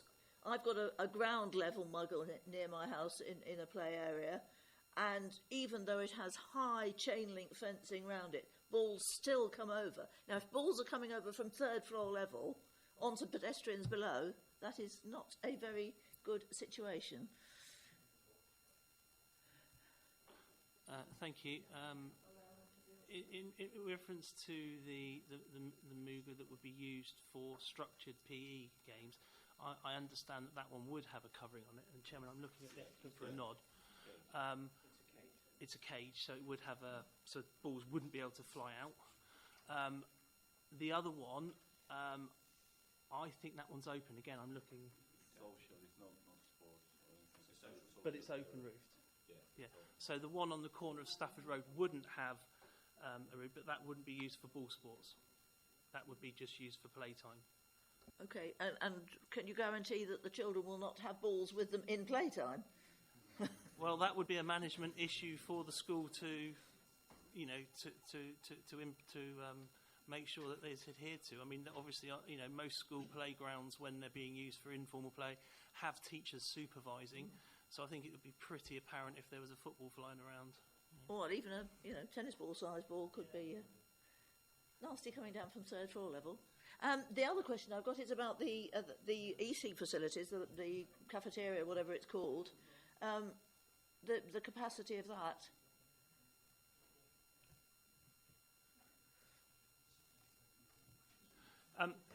It would be my understanding that obviously meal times would be staggered, because obviously you've got quite a wide range of ages across the whole complex. So it wouldn't necessarily be appropriate to have the little ones dining with the 13-year-olds for obvious reasons. So the whole school would have been designed to an educational compendium in terms of its class sizes, the sizes of eating spaces, changing rooms that are required. So the capacity of that canteen on the ground floor in the new build element will be adequate, but on the basis that not everyone will be eating at the same time. You will have staggered meal times. But there's a limited amount of time that they could be staggered over. I can't imagine anyone will be given their lunch hour before 12 and not after probably about 1:30. So it is still a very limited time frame. Yeah, but if they eat their food as quick as my children do, then they'll be done in 5 minutes. I'll play. But do we not want to encourage children to, eat properly and sociably and, I still have concern, especially when there's talk of it being open to the public as well. It seems to me that, capacity could be an issue. But I still haven't got any indication of seating of numbers that could be accommodated in one go. Chairman, with your permission, I would just ask the applicant to confirm that figure in terms of numbers of covers in the dining area. Does the applicant wish to answer that question?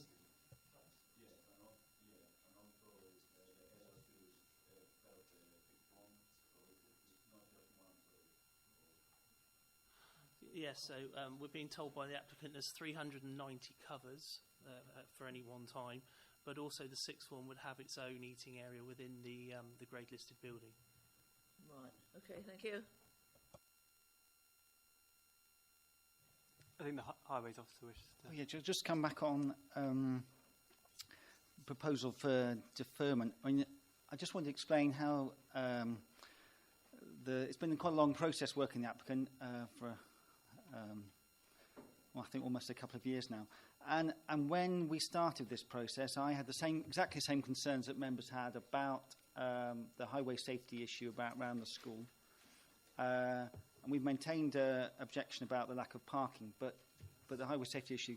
But over the, I do think the applicant on the highway safety has gone the extra mile in terms of they've done more than possibly any other school application I've ever dealt with in creating mitigation measures to deal with the highway safety.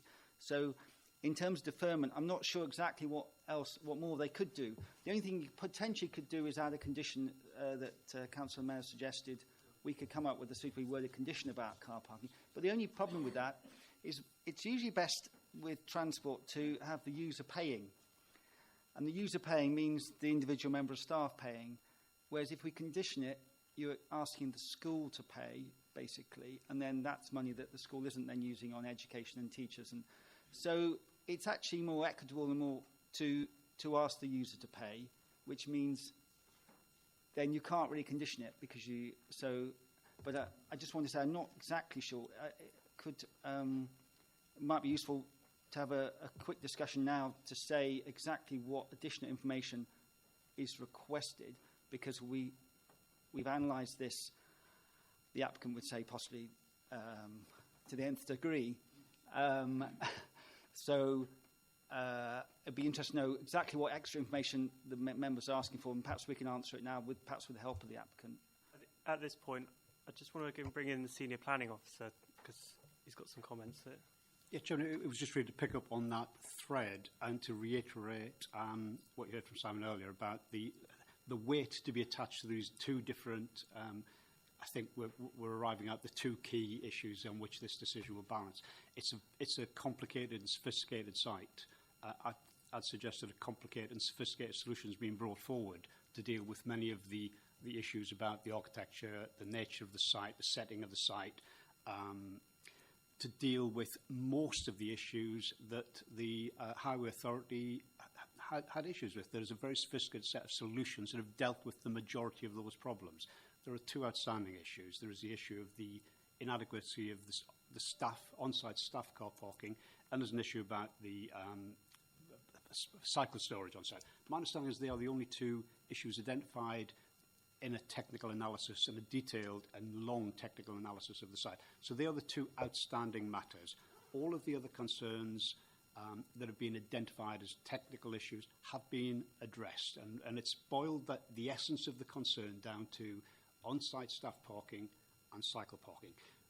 There is not full mitigation for those measures, and they sit in the balance as a highway matter to be considered and set against the benefits of bringing forward a school for 1,400 pupils in a highly sustainable location.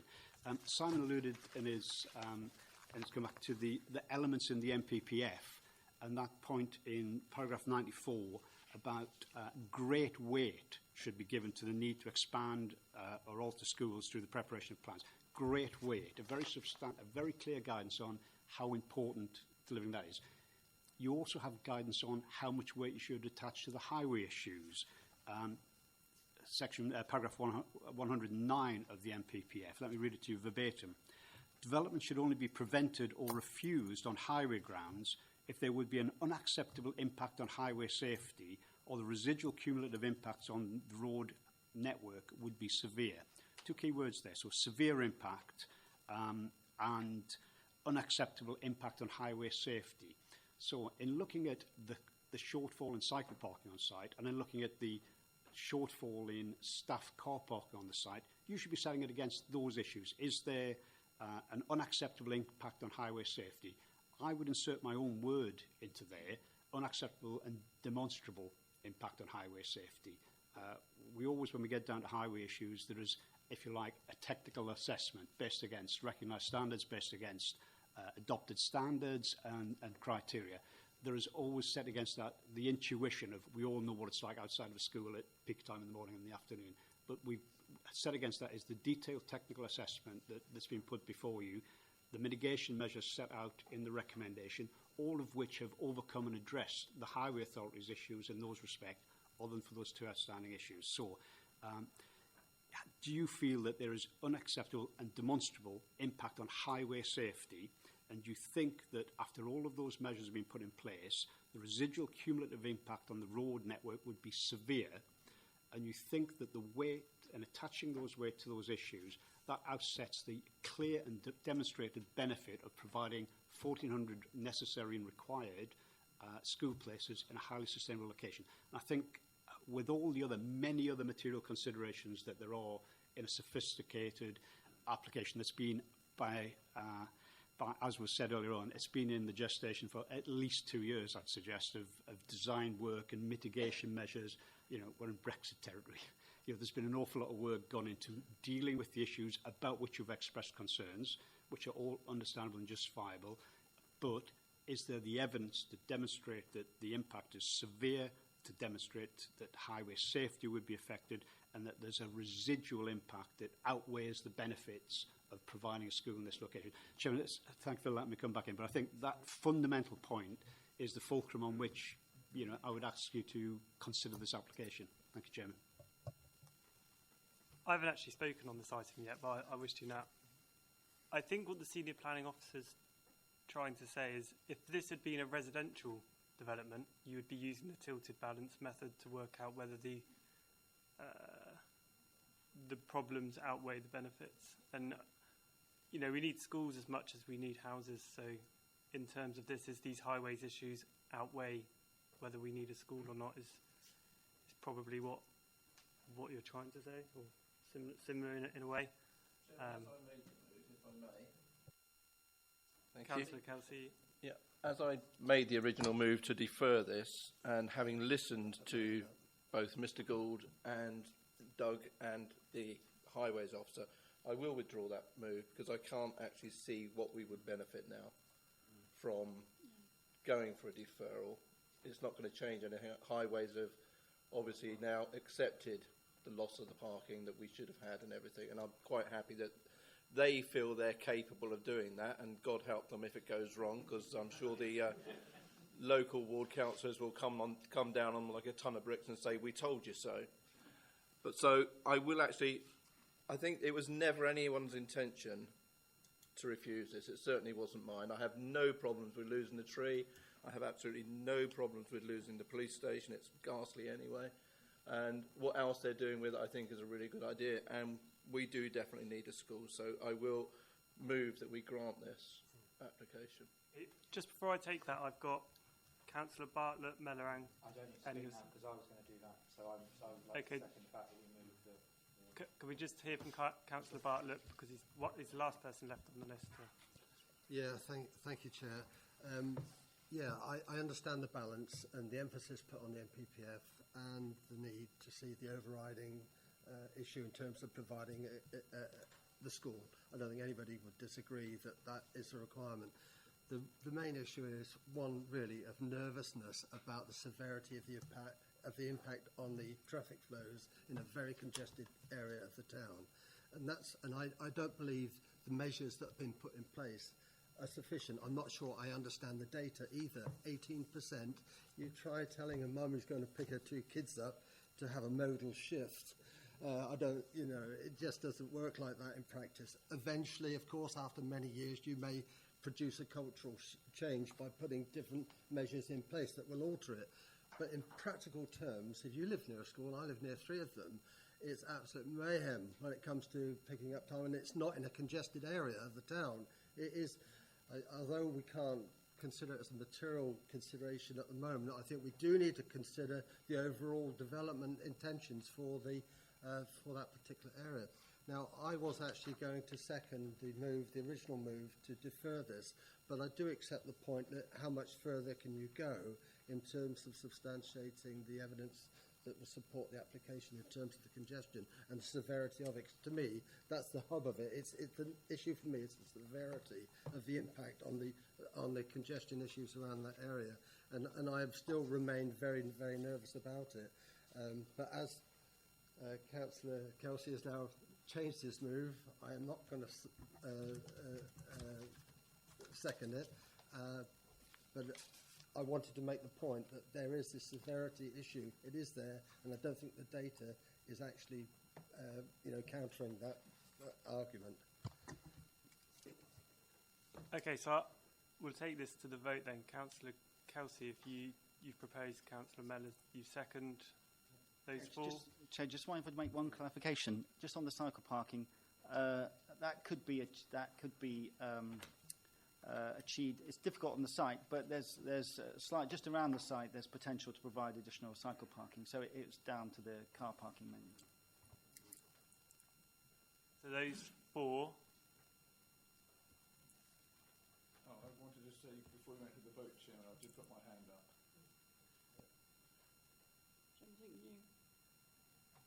Because I wanted to make it clear that I was going to support... Okay, Councillor Hall, I wanted to make it clear I was going to support deferral because I think after having a site visit and the officer there was very passionate about the future of that area, I think we should be looking at that together. And I was hoping the 2 would have been, and I thought that the proposal here should have been included with that new proposal for the Lansdowne site. So I'm surprised we're going ahead just with 1. And also I think with this building, I still think that the amount of open space for the play area is insufficient.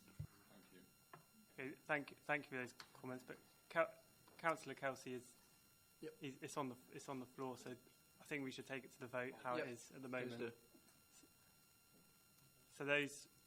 Sorry. Just wanted to clarify, Chairman, the conditions, certainly 27 about a walk-in bus, that's talking about year 5, and also the officer mentioned condition 28 about the travel plan I can't remember what he said his recommended change would be, but to include those changes. Chairman, just for clarification,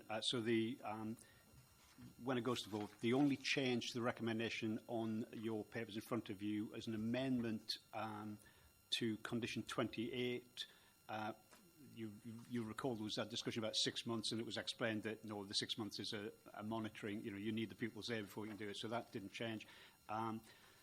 The question whether the travel service shall be approved in writing by local planning and a minimum response rate of 40% required is the addition that's been made, so that it's ensuring. All it's doing is ensuring that it is a valid and representative piece of data that future amendments to the travel plan are based on. So that is the only change to the recommendation. as set out in your papers, Councillor. Thank you. Okay, thank you very much. I'm not taking any more interruptions. So, going to the vote, all those for? Good, everyone clearly indicate. That's 1, 2, 3, 4, 5, 6, 7. All those against? None. And abstentions? And that's 4.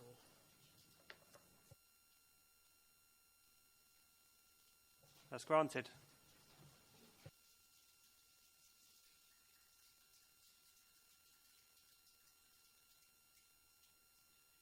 I'm just going to have a 5-minute comfort break.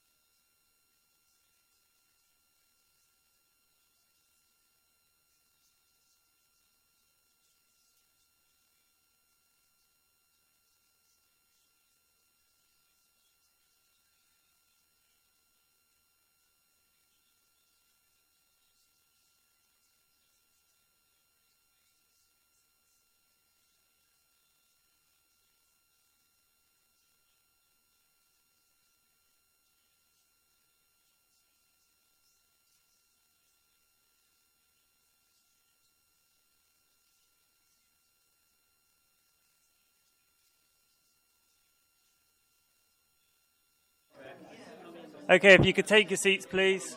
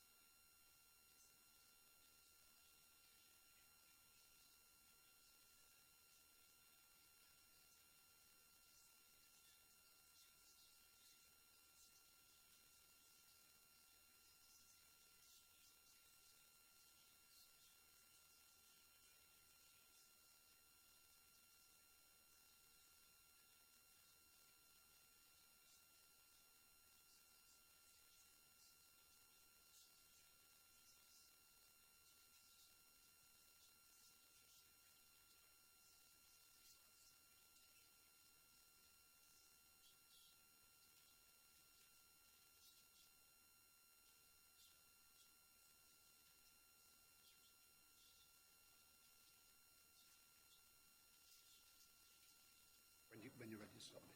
Okay, moving to the second item today, which is 6 Clarendon Road. Just before we hear from the planning officer, we're going to hear from the senior planning officer regarding some procedural. Thank you, Chairman. Members, many of you sat as part of the committee of the 27th of June when this application was deferred. Many of you here that were there might have supported the motion that the committee then passed, which was that the committee were minded to support the application, subject to some changes to the scheme. Those changes were expressly in respect to the location of the bin and bike store.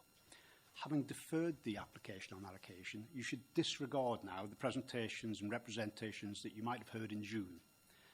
You should consider the application today, having regard to the information that will now be put before you, the representations that you will hear. You might find that you reach the same conclusions about the merits of the scheme that you did if you were one of the persons that sat on the committee on the 27th of June and voted in that resolution. However, you're not bound to do so. So, whilst as a result of the previous presentations or your knowledge of the scheme, you might be predisposed towards a particular outcome, you must not have predetermined the application and should therefore base your decision today on a consideration of the application as it is put before you today. Thank you, Chairman. Thank you. Please proceed. Okay, so 6 Clarendon Road. We're in Bournemouth. It's an existing detached house. It's in a conservation area, the Westcliff and Pool Hill Conservation Area, which covers part of the town centre going out west towards Westbourne. I've included this slide today. There was a bit of discussion last time about where the site was in relation to the conservation area. You can see it's outlined in red on the sort of far left-hand side of the screen there. It's quite a large conservation area with areas of quite different character. So the eastern side you can see is much higher density. You've got terrace properties, more commercial elements. The western side, where the application site is quite different. It's lower density, large properties in spacious plots. The conservation area boundaries have recently been reviewed because we've got a conservation area appraisal coming. It hasn't been adopted yet, but it's been through a public consultation. There have been some changes to the boundaries, but you can see that the site here remains in the conservation area, and the line's been sort of specifically drawn around that little cluster of 3 properties on that corner there. So it was considered they were of sufficient merit to remain in the conservation area. So we've got an aerial view of the site. What we can mainly see from this is the spacious nature of the area. Buildings are in large plots. We've got lots of mature trees and vegetation. The conservation area, again, you can see mainly contains large villas, spacious plots, mature planting. You've got some newer blocks of flats, but these often form more negative elements. So this is a closer view of the site from the west. The house is one of 3 which were constructed at the same time in the 1930s. The 2 that are on Clarendon Road remain as single dwellings, and the one on the top of the screen there on Port Arlington Road has been converted to flats. Again, you can see the dense trees and vegetation around the site boundaries. And again, swinging around to see the site from the south gives an idea of the tree cover particularly. This is a view of the house from the existing driveway entrance, which is on the northern side of the site. It will be narrowed to become more of a pedestrian entrance. A closer view of the front of the house. You can see it's got some decorative brick elements there. A view from the garden on the southern side. You can see the property is generally unaltered, except for some roof lights and replacement windows. There's some decorative details such as the brick arches that I showed you on the previous slide. There's a sort of brick buttress feature on that corner bay there. A view from the street. The driveway is off to the left. Apart from that driveway, the front boundary is enclosed with mature vegetation. So at this time of year, only the roof is really visible, as you can see there. It's typical of quite a lot of the properties in the area. This is a view of the site from the north. So you can see a neighbouring site, which is sort of a block of flats built about 10 years ago. It's considered more of a neutral or negative element because it's far more open. And then we've got a view from the south. So the application site's on the left there. And you've got the neighbouring, very similar property at 8 Clarendon Road in front there. These are the existing plans of the house. So you've got the front on the left and a side, and the other ones. So this shows the footprint of the existing dwelling in blue, and the shaded footprint is the new block of flats. So it's roughly the same position, but it has a bigger footprint, and it's very close to the rear boundary in particular. So you've got much lower separation between those 2 properties. Site plan, so more detailed site plan. So the block of flats has a new parking area. You can see there on the southern side, so south is off that way. Members who were here in June will remember that there were concerns raised about the siting of a large bin and cycle store close to the frontage, which on the bottom left there you can see it's been broken up, so we've just got the bin store left there now. The cycle store has been moved to the sort of what is the rear corner of the site. The main access you can see is more centrally located now, wider than the existing driveway, and you've got that pedestrian access bottom left there as well for bins as well.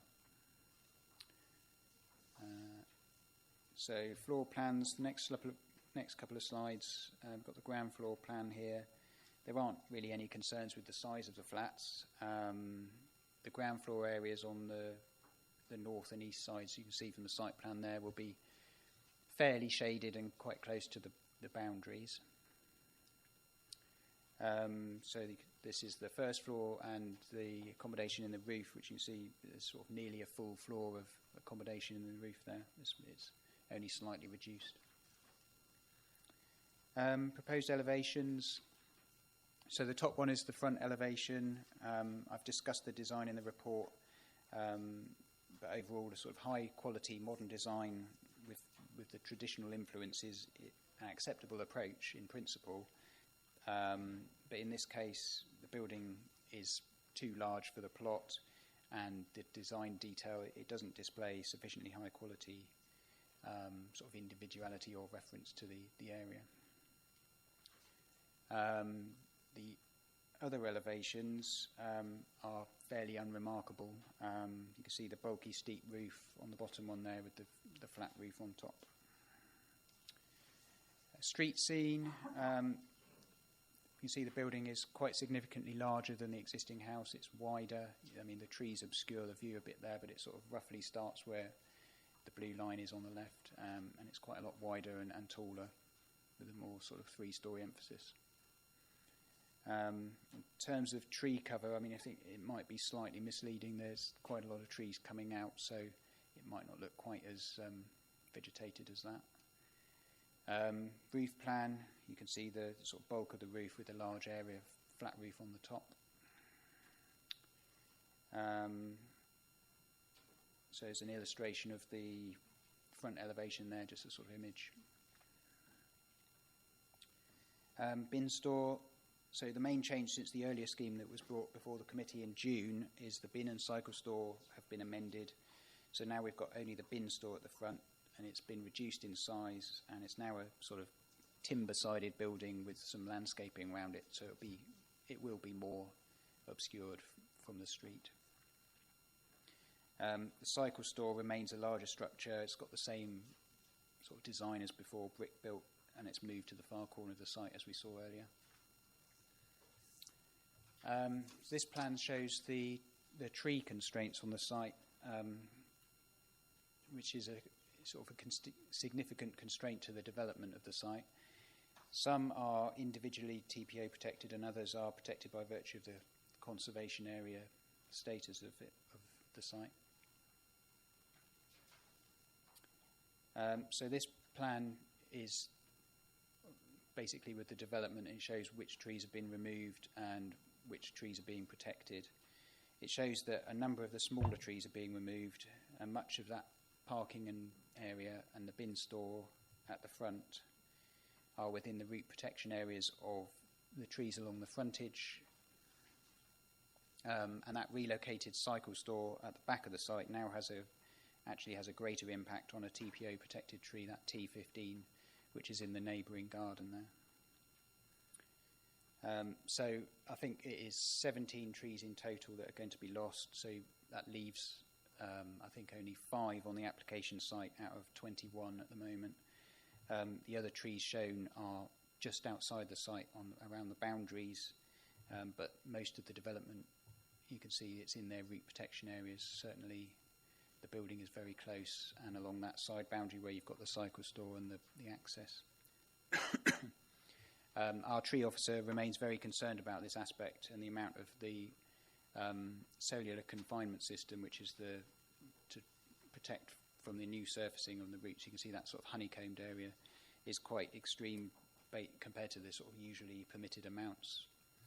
And there's quite limited space for replanting of trees, so that shows that there'll be quite a change to the character of the site, be a lot more open and harmful to the character of the area. Thank you.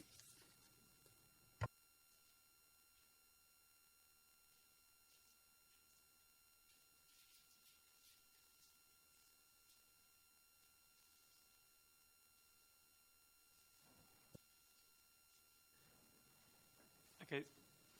Are you speaking in objection to this?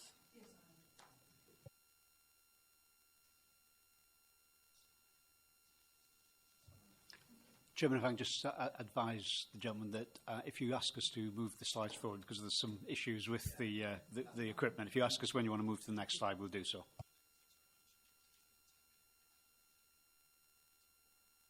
Sorry. Right. Good afternoon, Chairman.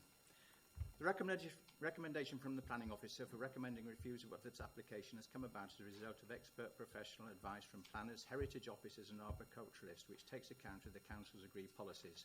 The case officer's report very fairly concludes that the existing dwelling could be converted to flats, or that a new development with fewer flats could be acceptable.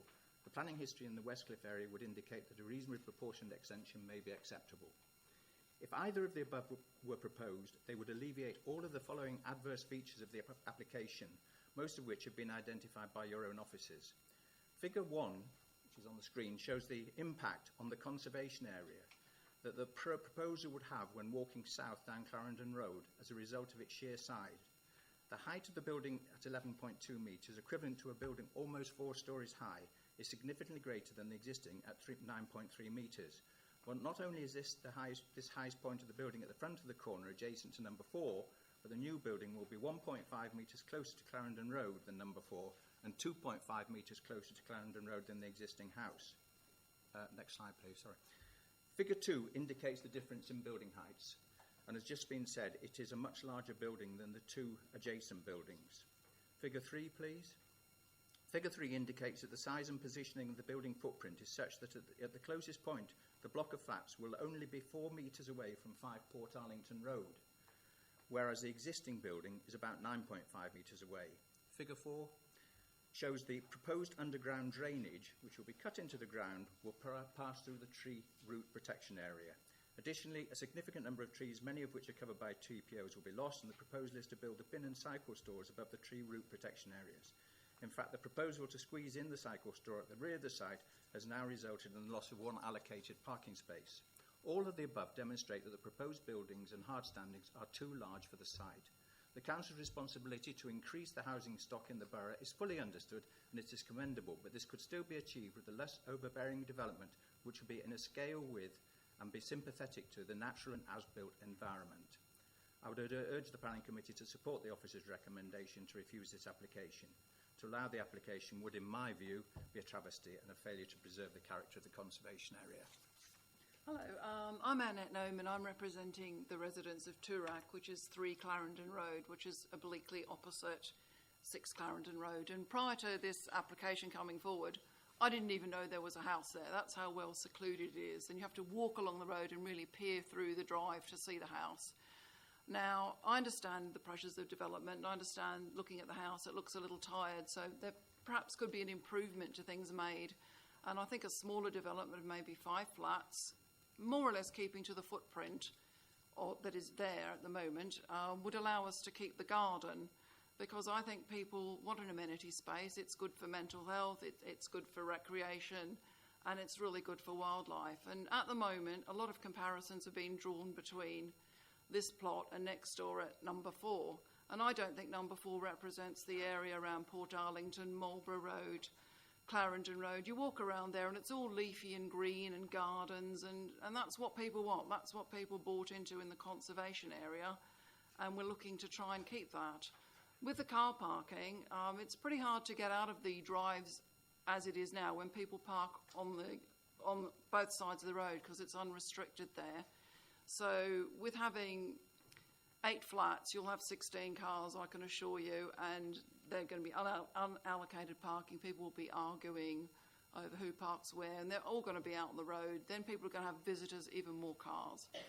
I don't want to lose the green space, and I think if we had a lower roof line, it would actually be much better from the street scene as well for everyone concerned. And I think there's a happy compromise to be made, and I think that's the route we need to all go down. So there you are. Thank you. Thank you, Mr. Chairman. Thank you, members. Thank you very much.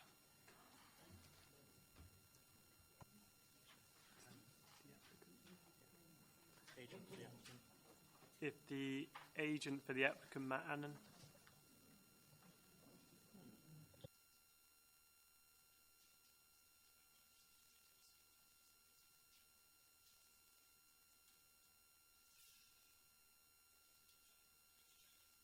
Hello, members. The planning officer has explained the details of the proposal to you in his opening presentation, and as you heard, the majority of members were minded to grant permission at June's planning committee, but had reservations regarding the location of the bin and cycle store.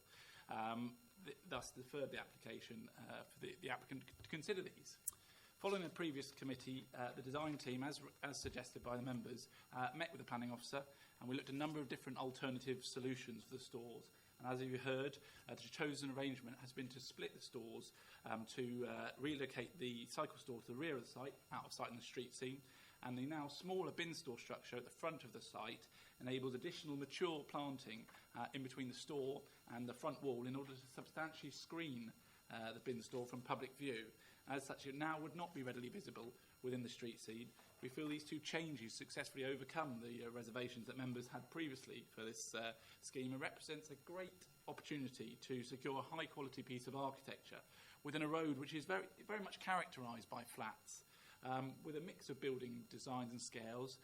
However, as mentioned by Doug, I would briefly like to reassure members that the basis for the members previously being minded to approve this application in respect of the other matters still remains sound. So firstly, the principle and loss of the building.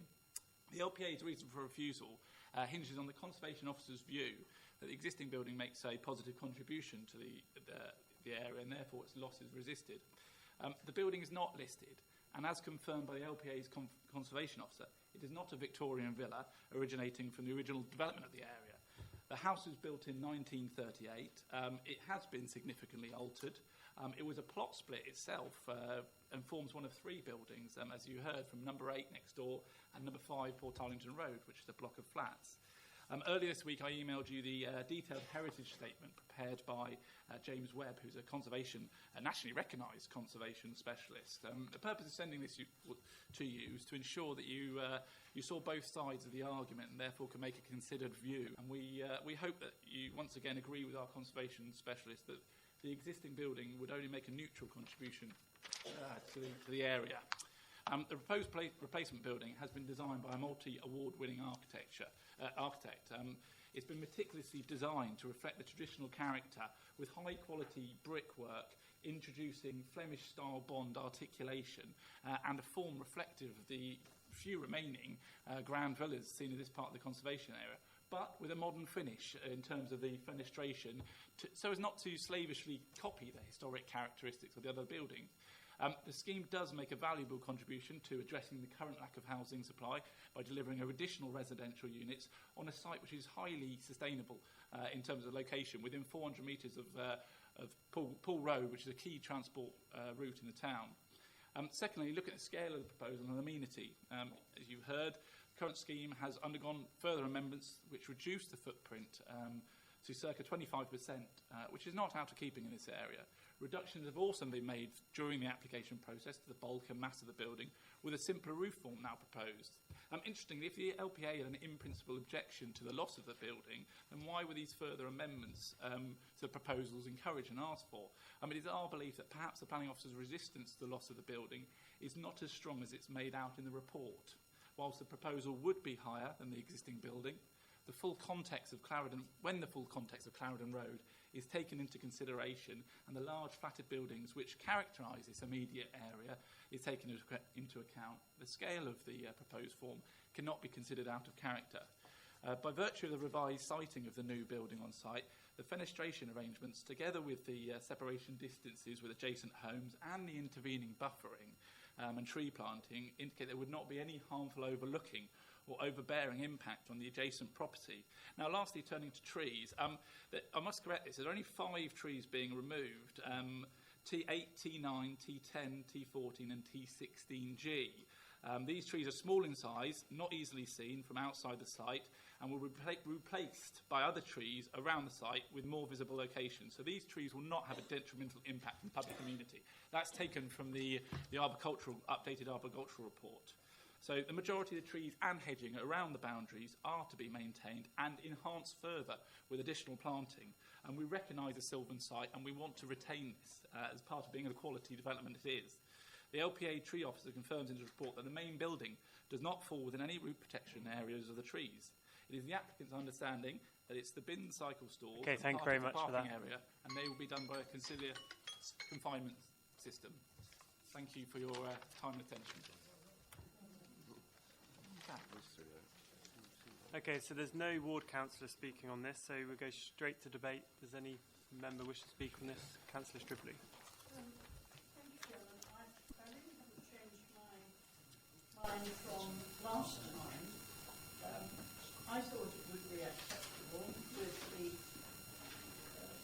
bin and cycle store relocated, and that's plainly been done.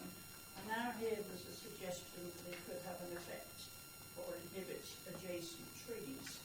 But bins and cycle stores are not actually generally substantial buildings, so they could always be built with porous ground treatment, and I can't see that either of those locations and parts of the development would have any serious effect on any adjacent trees.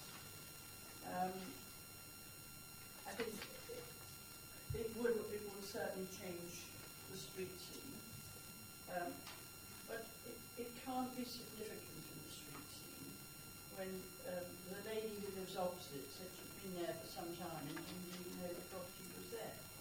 So plainly it's not a substantial and significant property in the street.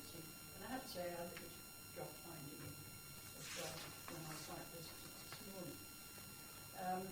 There is one thing which will need attention, and I'm pretty certain probably the owners don't know because it's only a very small amount of it there, but some Japanese knotweed have been growing amongst other shrubs there, I guess probably planted by birds, and that will certainly need some careful attention, otherwise that will be an issue in the future. But personally, I don't see the difference from last time, and I think the suggested reasons for refusal are insubstantial. When you are in the street, it's a mixture of individual houses, blocks of flats, some modern, or some, 70s, 80s sort of style. It's not a street of independent houses. This will stand up in the middle like a sort of, they sort of alternate. And the issue about it being closer to the rear boundary, I accept that the proposal is putting it closer to the rear boundary, but that actually looks at about the same distance from the boundary as the property in Port Arlington Road is, 1 to 5. There really doesn't seem very much difference there. There may be a couple of inches in it, but I can't see there will be a lot more than that. And it generally fits over the site of the existing property. Yes, it does extend further to Councillor Strively, you're not using your microphone. I will, would you like me to start all over again? I think you probably heard, so and I don't think I've said anything too controversial, apart from the Japanese knotweed will need some attention. Councillor Hilliard. Thank you, Chairman. A question on the bulk and scale. Obviously, section 46, 47, 48 is talking the trees might not be disappearing, but it's affecting the root system. Can anything else be explored on that basis? You talk about the drainage, whatever. Do you think, in effect, it will kill the trees?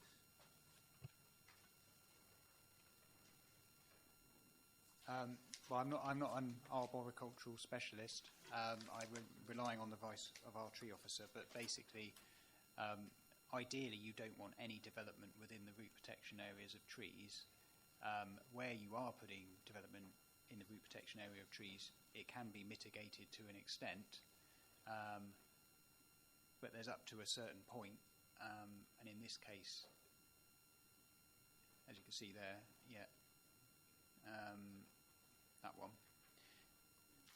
the amount of development within the root protection areas is actually quite significant, and I didn't include the drainage plan because it's only sort of hand-drawn based on the previous scheme, but the drainage will have an additional impact as well around that northern side where you can see T2, T3. And in terms of the actual, the applicant stated there's only 5 trees going, but the 5 numbers actually include groups of trees. So it is actually up to about 17 trees, although some of them are quite small. They will, in time, become larger. And you can see there's a sort of buffer of landscaping along the southern side, which is on the right-hand side of the screen there, just by the parking area, but the tree officer doesn't think that is generally substantial enough for sort of mature planting. So I can't say that existing trees will or won't die, but there are concerns about the impact on those trees and the number of trees that are being retained. Councillor Bartlett. Thank you, Chair. I think we have to be mindful of what is the purpose of a conservation area. Here we have a building which sort of maintains the character of the conservation area, and what we're saying is, well, let's just brush it away and build something new there. frankly, you know, we have to be cognizant of the fact that it is a conservation area, and I know the technicalities of it therefore remain on what is the degree of harm of removing it. My view is that it does create harm to the character of the area. I find the bulk of the building is too high. It is too big, and I don't think it would add to the character of the conservation area. And I actually agree with everything that the planning officer has put in his report. And I could not support, and I would support his recommendation to refuse. Chairman. Is there any more debate? So that move is on the table then. I didn't formally move it. I thought there might be more debate, Chair, but if there's nobody else, I'm very happy to propose that we accept the officer's recommendation for the reasons that he has said in his report. Okay, brilliant. Let's take that to the vote then. All those for that? So that's 1, 2, 3, 4, 5, 6, 7. All those against? 1, 2, 3, 4. And any abstentions?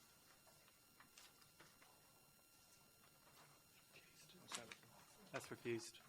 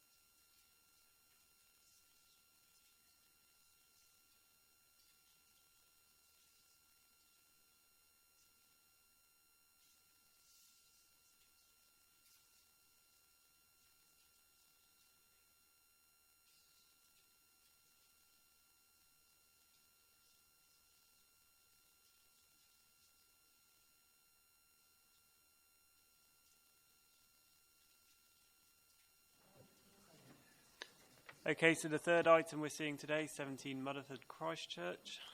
Hand you over to the planning officer. Thank you, Chairman. Good afternoon, members. Before I start, it's just a note really to say that there's a lot of slides. I don't propose to talk to all of them. They're there for subsequent use in debate if required. So if I appear to whisk past a slide, bear with me. The first thing to raise is the fact that the description has been changed as per the update sheet. The description on the screen is the correct one.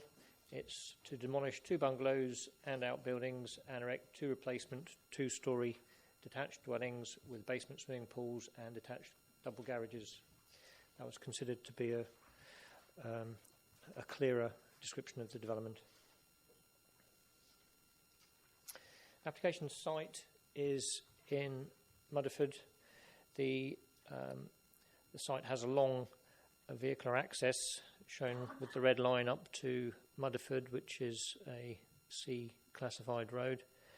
The southern end of the site is marked by a low private flood wall, and the the aerial shot.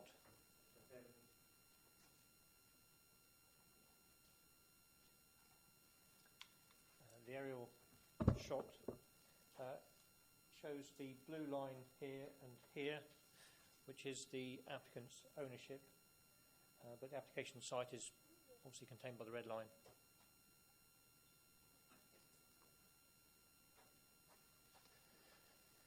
The site plan indicates two bungalows.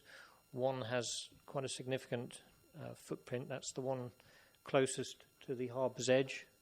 There's a smaller one set further back in the site. And for convenience, in the report and in the presentation, I've referred to the one set back in the site as the inland one, and the one at the front as the waterside one. Now, the waterside bungalow has, as you can see from the right-hand picture, a very good view of Hengistbury Head and the harbour.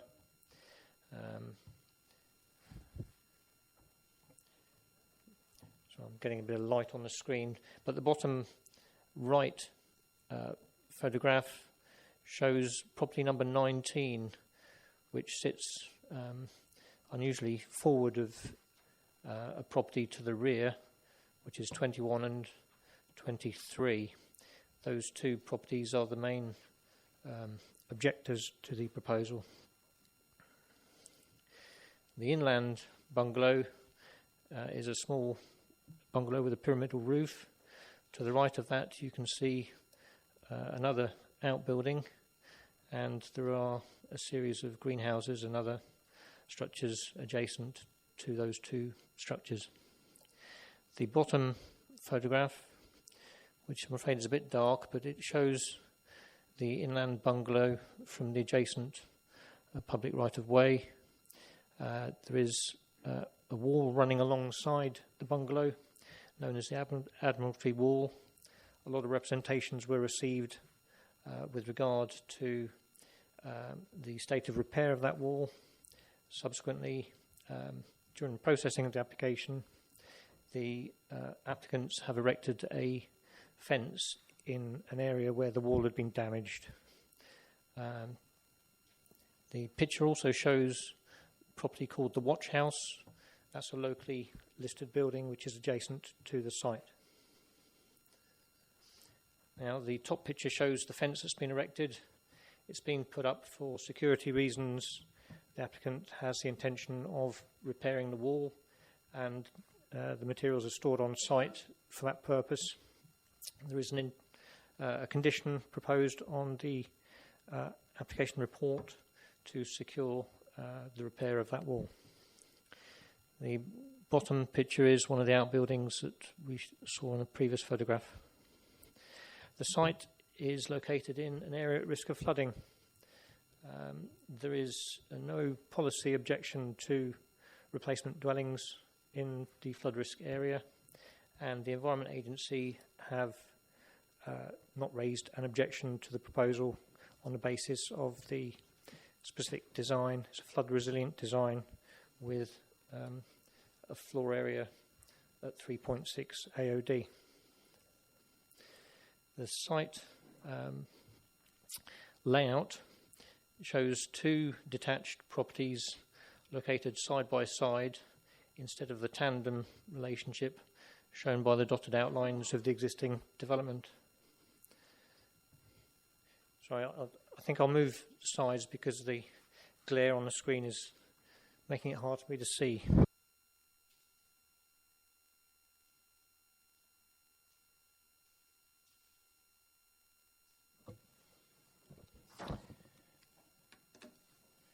Right.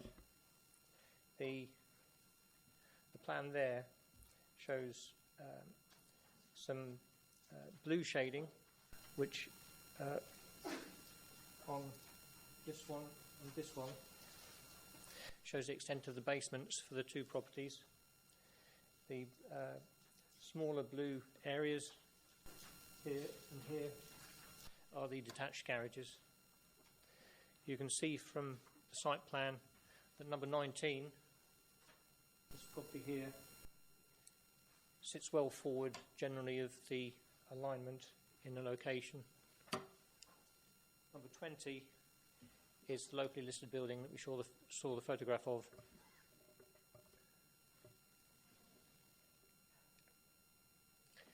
Number 21, 23 is this large building there.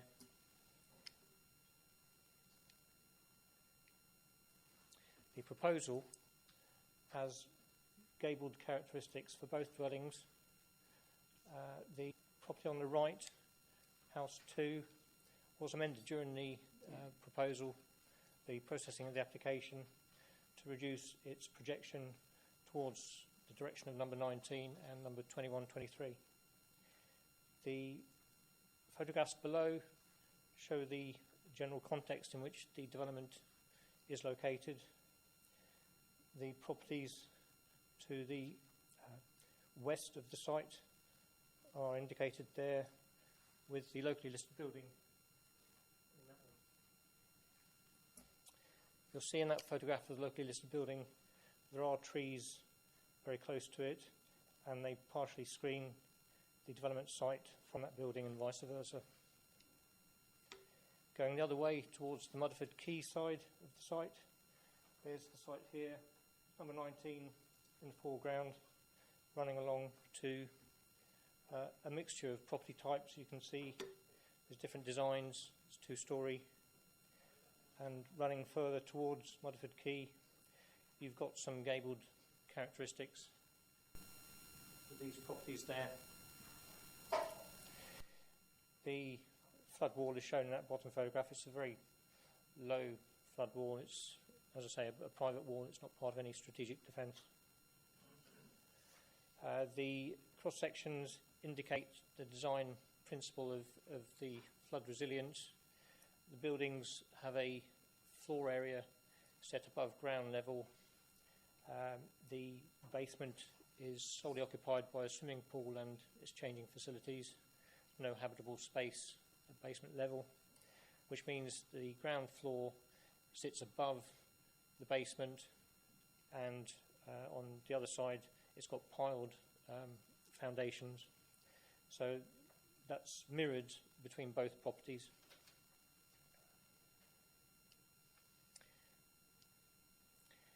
The elevational detail is one with a combination of balconies and different window patterns.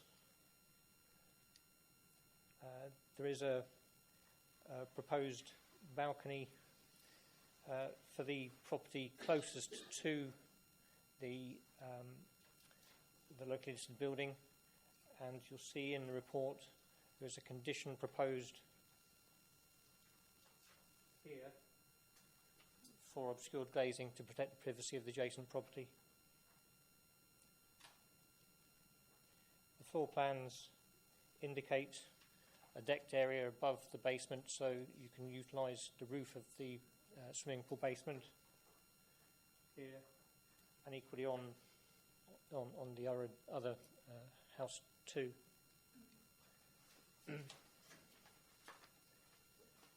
The house type 2 has a balcony on the side facing number 19 and number 21, 23, and again there's a condition proposed for obscuring the side panel of that balcony.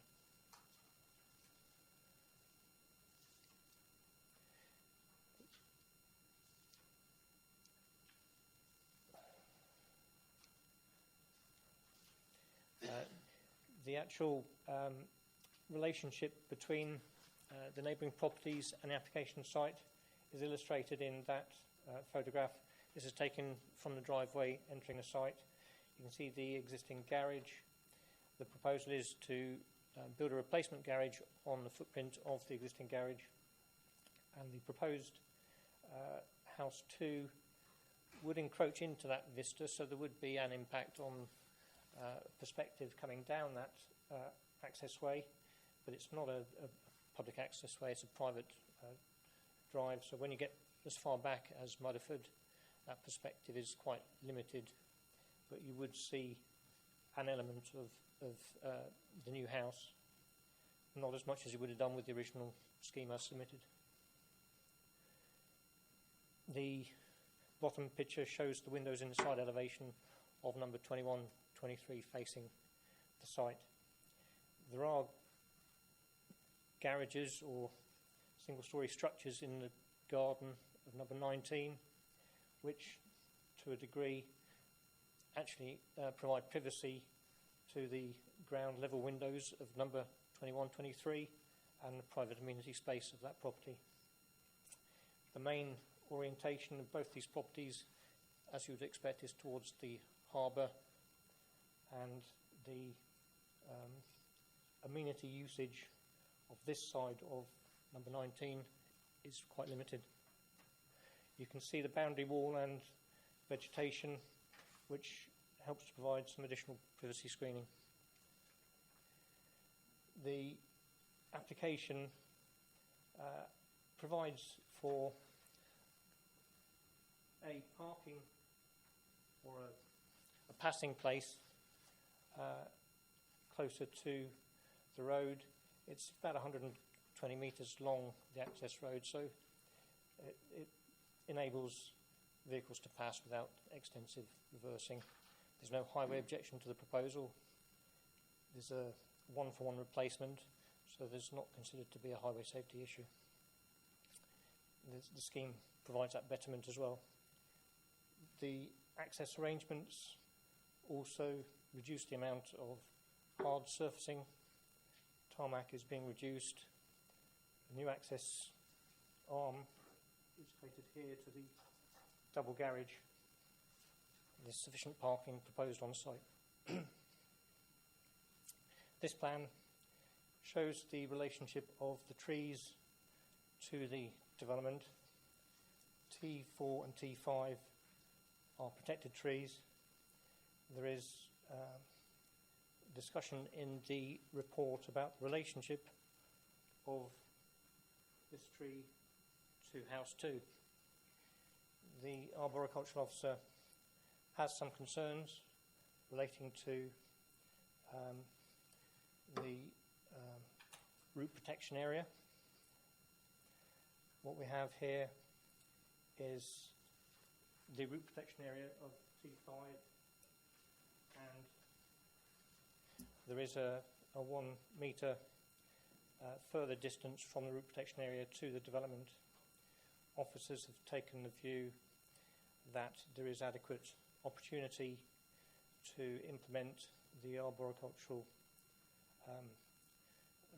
stipulations set out in the submitted ARB submission, and the long-term impact of any future growth of the tree in such a proximity is not likely to result in a significant pressure for its removal or extensive work.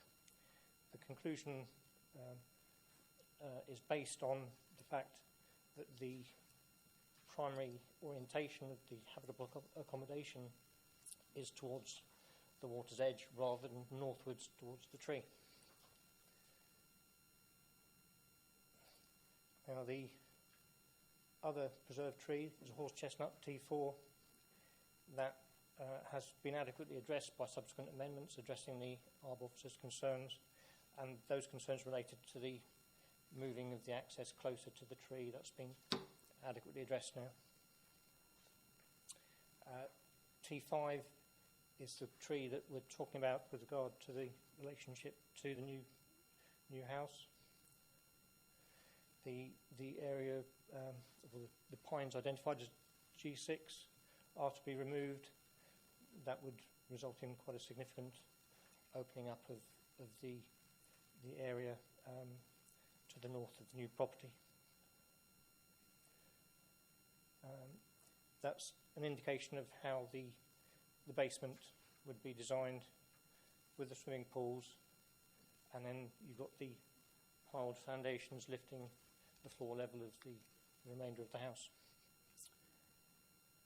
And that's the extent of the presentation for now. If there's any need to go back on any of the slides, then obviously we can do that. Thank you very much. Today we have Mr. Gould speaking in objection.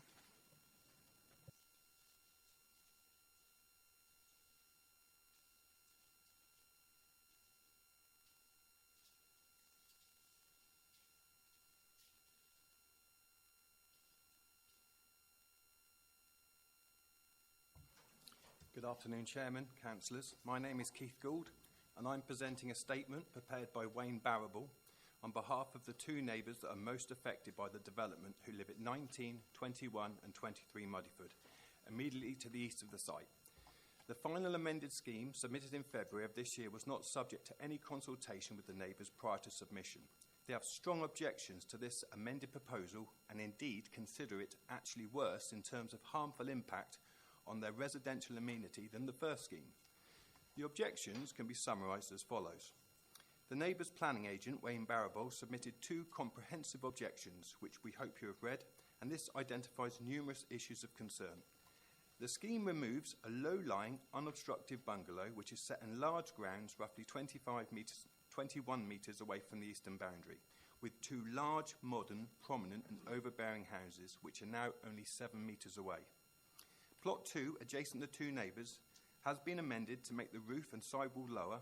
There is still a 5-metre high wall, 13 metres long, only 7 metres away, which will tower above the existing boundary. The ridge will be 2 metres higher and the overall dwelling 19 metres long. Such an imposing elevation will create an overbearing and oppressive impact to both neighbours from their garden areas and from the rooms that face the site. The officer's report recognises that this is an important issue, but regrettably gives it little weight in his assessment. Paragraph 21 states that the garage to plot 2, which is next to the objector's boundary, utilises the footprint of the existing garage, but fails to state that the dwelling itself is on land that was previously open garden. The filling of this space further emphasises the visual intrusion of plot 2 when viewed from the neighbouring properties. Whilst having no right to private views towards the estuary, they do have a right to have that outlook being protected. And in this case, it will be severely harmed by the physical presence of plot 2 only metres from the boundary, located midway between the neighbours. The most serious harm, however, will be from the design of plot 2, which now includes a large first-floor terrace which serves the busy kitchen diner and access to the noisy external spiral stair. There is only a low-level balcony screening, and it will enable clear views towards the balcony bedrooms and lounge window of 19, and also towards the bedroom window and conservatory of 21 and 23. Whilst the officer has recommended higher level obscured screens for the terrace, it will not prevent angle views of the areas just mentioned, and also mutual overlooking from the stair. The use of the kitchen diner with its open doors will also create additional noise and disturbance across the eastern boundary, which will contrast with the low level on the applicant's site. There is a new first-floor balcony to the north elevation serving a bedroom, and this will enable views towards the bedroom windows of number 21 and 23 at a distance of only 15 metres. At ground floor, there is a large open terrace to the rear elevation, which is now only 15 metres to the eastern boundary, and its use will create a large amount of noise from people socialising from the open patio doors that connect the terrace to the open plan lounge. Such use will produce a harmful impact on the neighbours' quiet enjoyment of their property. In addition, there is now a very large septic tank just 3 metres from the boundary and only 7 metres from the corner of number 19. This cannot be acceptable and must be relocated. Finally, the tree officer's comments in paragraph 52 have not been fully accepted, has not fully accepted the location of plot 2 and its potential to cause the longer-term harm to the mature pine tree T5. And on this ground alone, the application should not be approved, as the long-term health of the tree has greater importance than the erection of the 2 new dwellings as set out. Councillors, you are asked to refuse the application on harm to residential amenity, harm to neighbouring properties, and the long-term harm to protected tree on plot 2, known as T5. Thank you. Thank you very much. And we've got Mr. Coote talking in support.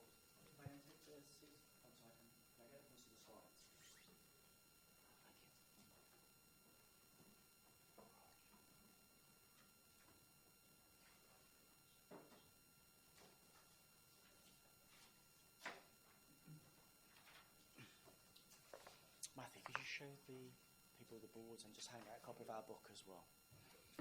Chairman, can I just remind the applicant, if you'd just like to indicate when you want to flick between slides, and we'll change them from here. Yeah, thank you.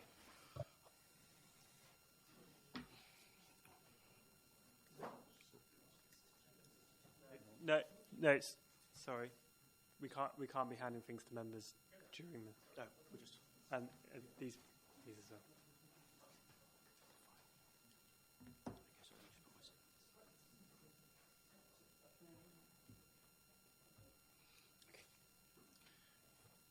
Chairman, members, climate change is one of the biggest challenges of our generation, and flooding is one of the most visible aspects. I'm an RIBA fellow, ambassador for our profession, and currently a policy advisor to government. We're currently pressing ministers for resilience in building regs, and that's being resisted. In the absence of that, our homes which we're developing... sorry, Chairman, can we have the next slide? The homes that we're producing are exemplars. Now, BCP website states Bournemouth, Poole, Christchurch cannot currently meet housing on sites outside the flood zone. So as we move forward during this next century, we're going to need to see resilient measures. And therefore, our proposals should be considered both individually, but in the wider context of meeting the needs of climate change. Now, in terms of context, our site is not within a conservation area. It was removed from the conservation area in 2005 due to its lack of architectural merit. Now, our designs are trying to reinstate a building of merit and high-quality design. And the site is also located within Flood Zone 2 and Flood Zone 3. So, next slide, please. So this shows the site in context. Next slide, please. This is really important. This is about first principles in urban design. So first of all, we've located the house away from Flood Zone 3. So it's in an area of less flood risk. It's deeper into the site. So actually, in terms of key views, it's less overburdened than the existing. Importantly, we're now reducing the quantum of footprint within the floodplain, so therefore increasing the amount of flood storage. In terms of first principles as well, we've looked at the existing urban grain, and we've kept the spacing between the buildings in keeping with the local neighbourhood. And just to let you know, this proposition's been with the planning department now for over a year, and we've looked at a number of propositions from one large unit at the front, 2, 3, 4. With the local case officer and the conservation officer, it was deemed that 2 properties would be more appropriate. In terms of, so next slide, please. This shows you the elevation comparisons. Next slide, please. And this shows you what's really important in terms of the existing at the moment. We have 9 bed spaces in the floodplain between the 2 properties. In terms of this proposition, not a single human being will sleep in the floodplain, so we're reducing that level of risk. In terms of our design as well, it's low energy by design, so actually we're improving its ability to have lower energy bills. It will also have a smaller carbon footprint than the existing dwelling. The site will also have SUDs, which it doesn't have at the moment, in terms of highways, increased passing. Probably what's best, next slide, is to address perhaps some of the neighbours' concerns. Next slide. Next slide. Next slide. Yes, what we need to remember is that the primary views for both number 19 and number 21 are forward, and those views are not interrupted, so they have the amenity of this wonderful estuary. The key issues are flank. So on this side is it's a utility space across a series of buildings. The objective suggested we were 7 metres. Actually, we're 7 metres to the boundary and 12 metres to the building. And in terms of number 19 now, next slide, we anticipated this question. So what we've done is a view, if you're stood in that flank elevation, in the most further forward corner and looking obliquely, this is what you see.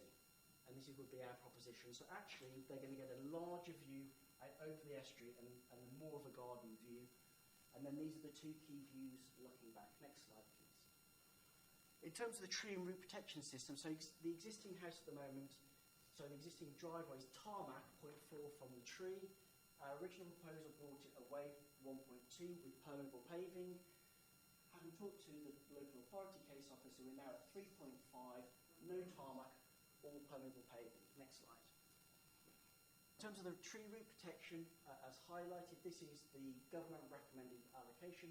We're 1 metre further from that, and we're not moving the existing garage, and our building the garage is just located exactly on that. Next slide, please. And then finally, just showing you it in context, we're trying to develop a really wonderful building that's low energy in design, and more importantly, creates betterment in terms of safety for the habitants. We want to be a good neighbour, and we work very closely with the local authority to get the right location, and we feel that this package of measures creates wonderful betterment on the site. And as we have an existing site in Stratford-upon-Avon, which is now built, and that local authority is using that as an exemplar to say to other developers, please build like that. And we hope that this house, these propositions, if accepted, would follow us in the strategy. So, members, thank you very much for your time and your consideration. Thank you very much.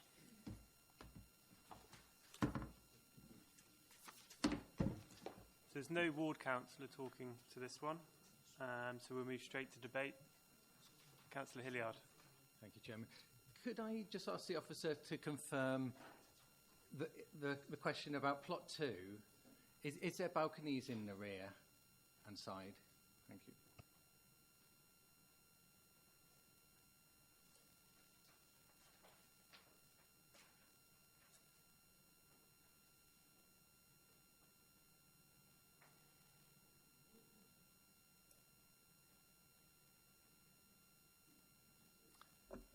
The floor plan, the first floor plan on the right-hand side, indicates a rear balcony which is enclosed by the roof, so it doesn't project beyond the plane of the wall, but there is a balcony there. When you look at it from the opposite side, that's the element projecting in the background at the rear. There is no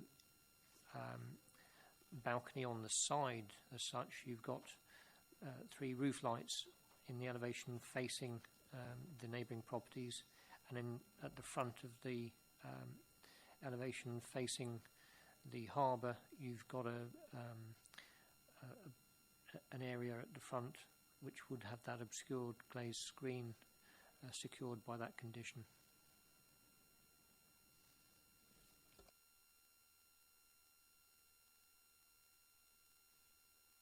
Does any other member wish to speak? Councillor Stribley. Thank you for looking after me. Along with Councillor Barron, I site visited this plot this morning and found it a very interesting plot. It's certainly large enough for 2 substantial houses. It has 2 properties on it at the moment, obviously differently located, but there you are. It's the proposal is a reasonable distance from its boundary. In fact, 21 and 23 and 19 are very much closer to the boundary than the proposals are. And whilst I understand the concerns of the neighbours, because what is currently a totally open plot is changing and there will be a house in the middle of one of them, they have no rights of light or views across their neighbouring garden. And there is no reason, listening to the arguments, why the occupants of these properties should behave any differently to the neighbours and cause noise and nuisance. I'm glad to see there is a passing place put in the very long drive, although it is fairly well down the drive. My only comment there, the properties 19, 21 up to 29, I think, all have a very long driveway down, but there are properties all off that driveway down, and I'm assuming that probably the refuse vehicle can go down and turn and collect. I think it's unlikely that the refuse vehicle would go down this lane. There's a lock gate currently at the top. Well, there is a gate currently at the top. The lane is very narrow. I would be surprised if the refuse vehicle would go all the way down there for one or two dwellings. So my concern is, where are the wheelie bins going to be stacked? Will it be up to the occupants to make sure they're put out on collection days up at the main road? We haven't heard anything about that. But beyond that, I don't have any problems with the proposals. I think they fit in very well. They're well thought out. Both houses are set back from the line between 20 and 19. They're well behind that line. So it's not as though they're pushed right forward to the water's edge and are therefore taking off those oblique views. It's an interesting plot. I'm surprised we haven't got an application for a lot more on it, but I think the proposals are good. So my only concern is very mundane with how they're going to deal with the bins.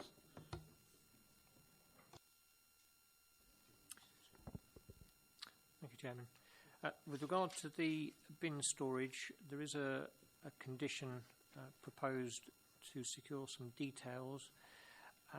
There's a limited opportunity right at the junction with Mudderford for providing a specific bin store, but the circumstances at the moment,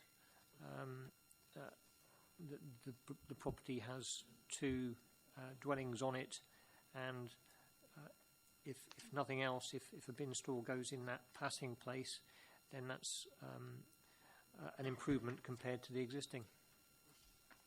I'm sorry, Chairman, if I can come back on that. Certainly, as far as I know, in Poole, refuse collectors will collect bin stores if they're within 10 or 15 feet of the highway. You're about 100 metres from the highway there. I can't see the bin collectors trotting down that lane in all weathers to collect the bins and then return them. That's only my concern. What do the householders currently do? What will the new householders have to do?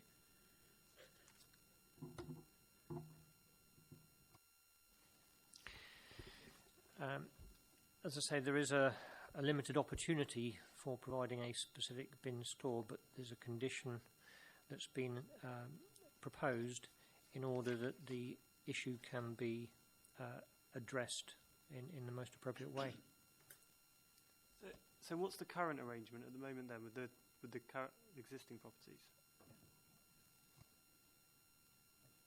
I don't know quite how the occupant disposes of their refuse, but the bin store doesn't exist at the roadside edge at the moment. Councillor Stribley, the applicant is indicating that they wish to respond to your question. Do you? Is the committee happy? It's up to you, Chairman, but I think it's something that's omitted from the report and it should be there. Plainly, you put your refuse out close to your house, and on collection day, you're supposed to deliver it to wherever it can be picked up from. And if that can happen, then I'm perfectly happy with it, but I'm surprised it wasn't mentioned in the report. If the applicant wishes just to respond to that one question from the member, nothing else. So just to respond to that, in relation to what happens currently, refuse vehicles do come down that road. And basically what we've done with the current proposals is we made sure that width is still, the compliant width for a refuse vehicle, and we have actually accommodated the width for a turning circle at that entry point into the two plots where they subdivide. Thank you very much. Councillor Mellor. Yeah, it's going to be really brief. I just think it's an exceptional design. Councillor is obviously absolutely right in terms of the points around the views and the planning weight around that being none. I think it is modest in scale. I just think it's exceptional. I'm really happy to look forward to supporting it. Does any other member wish to speak? Councillor Hilliard. Thank you, Chairman. It was really concerned about overlooking. So we've heard about the neighbours at 21, 23, but also 19. So 19 have a rear balcony and outside living patio area, and they're going to be more wary when they use it that someone in plot 2 in the balcony can be overlooking them there. And then similarly, the people in 21, 23 having a rear balcony with a view of a tree and up towards the orchard or whatever. We can understand a balcony seaside, but not going backwards. And again, it's going to be looking into 23. So I think there is an overlooking issue still. Any other member?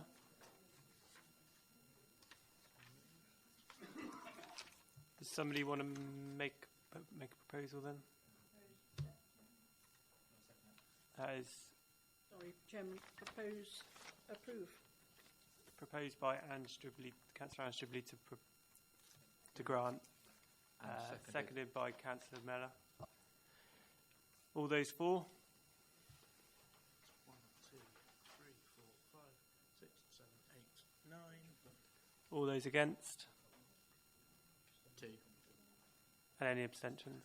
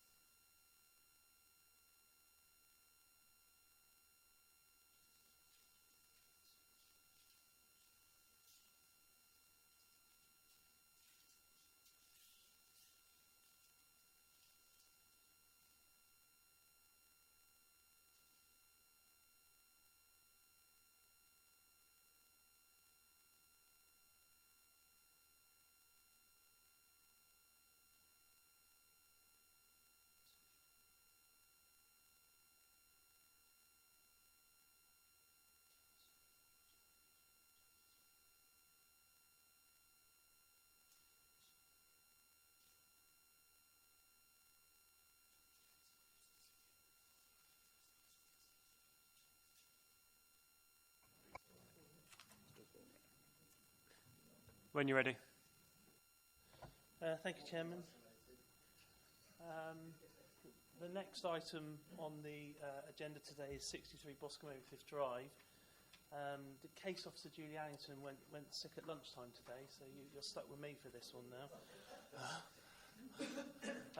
63 Boscombe Cliff Drive, members should be familiar with the area. It's a coastal road, the eastern side of Bournemouth, Boscombe area. The site in question is the plot with the red star. You can see that the existing building is a detached building. There's a bit of glare on now. I might just come around here as well.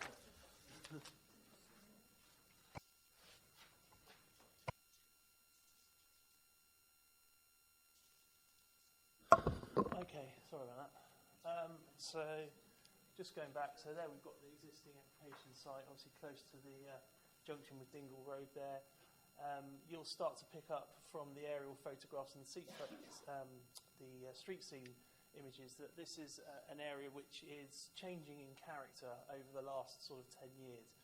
The sort of more traditional two-storey large detached houses are slowly being replaced along the coast road by these more contemporary 3/4-storey blocks of flats with more of a contemporary sort of design to them.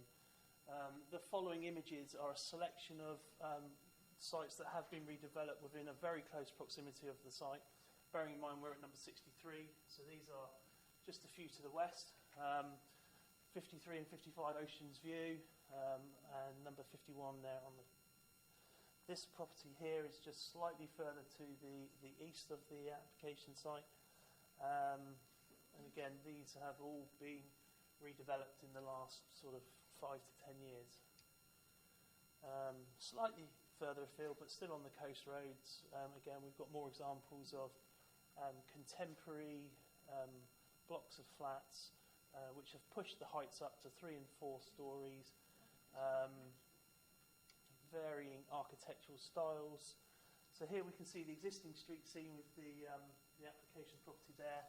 In the middle, we've got number 61 to the left, and then to the right we've got Purbeck Court, which is a block of flats. A series of photos here showing the relationship of the existing building with number 61. Photos showing the relationship of the building with the other adjacent property, Purbeck Court. This is an aerial photograph that shows the view down the rear garden and onto the neighbouring property, number 4 Rotherfield Road, obviously behind the site. Looking east, you can see here number 63, and obviously those properties there fronting Dingle Road. So we can see there's a varied sort of architectural styles and forms going on, and I've talked about this changing sort of urban renewal process that's taking place. Moving on to the proposed plans, we've got a sort of block layout plan here showing a number of the surface parking car park spaces in the front there, with bin stores located in this area. There's also additional parking, which we'll come to in a minute on a next plan, in garages actually within the building. We've got a street scene elevation showing that, yes, the built form is changing, it's becoming more contemporary, but we've already established that is part of the character of this coast road. But importantly, the heights are commensurate with neighbouring properties. A closer look at the front and rear elevations, so south elevation being the front elevation. Members will note that dotted line there, we've got an existing ground level, so the building is being sunk down into the ground, so that will have the effect of bringing the perceived height of the building down from within the street scene. We've got the rear elevation, the north elevation. Members will note, particularly around the issues of the relationship to neighbouring properties. We've got a number of high-level windows, which are set about 1.7 above the floor levels within. And then turning to the side elevation, so this west elevation faces number 61. Again, we've got these high-level windows here. We've got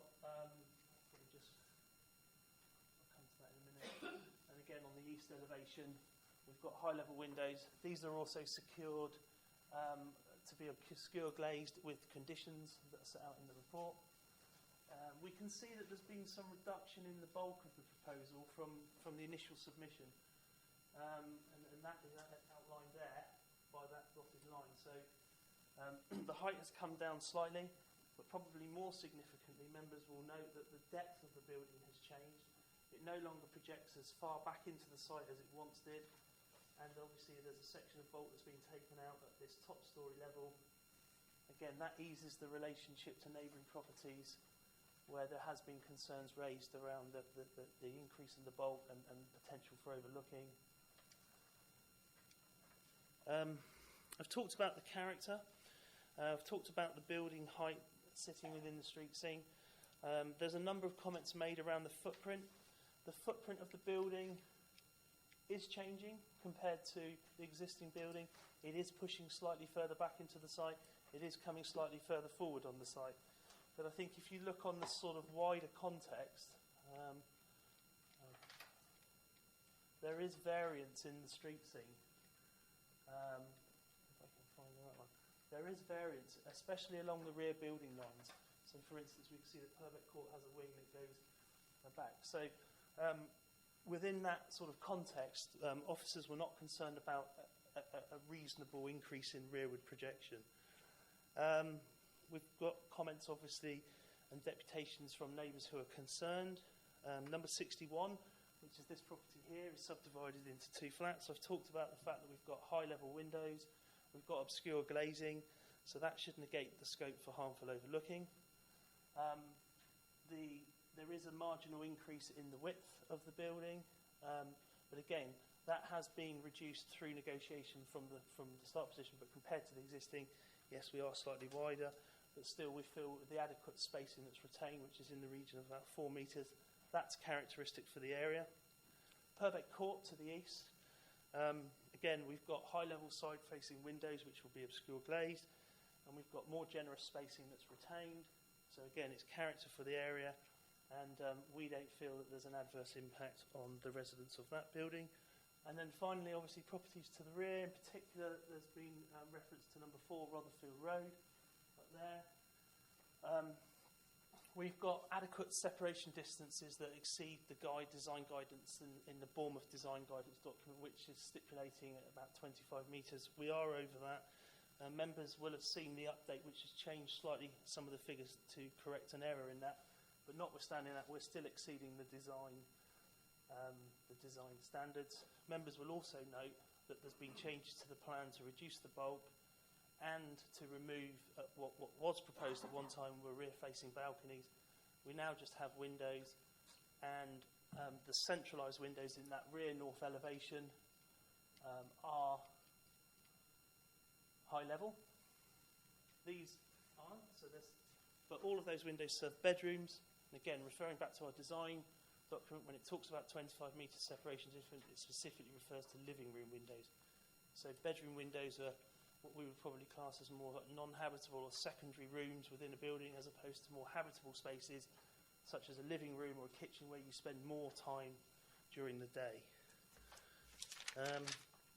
There's no highway objection. The parking meets the SPD. There's no tree objection. There are a couple of trees on the site, but again, the tree officer has looked at those and is satisfied that the proposals will not compromise the integrity of those trees. And finally, due to the proximity, there is a cliff stability report that was prepared by the applicant. That's been assessed by the council's independent assessor. And again, there is no concern in relation to cliff stability. Thank you, Chairman.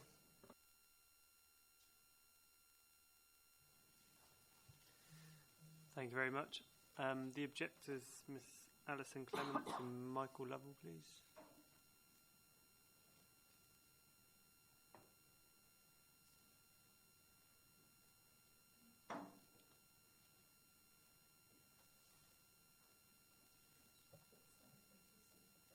Pardon? Thank you.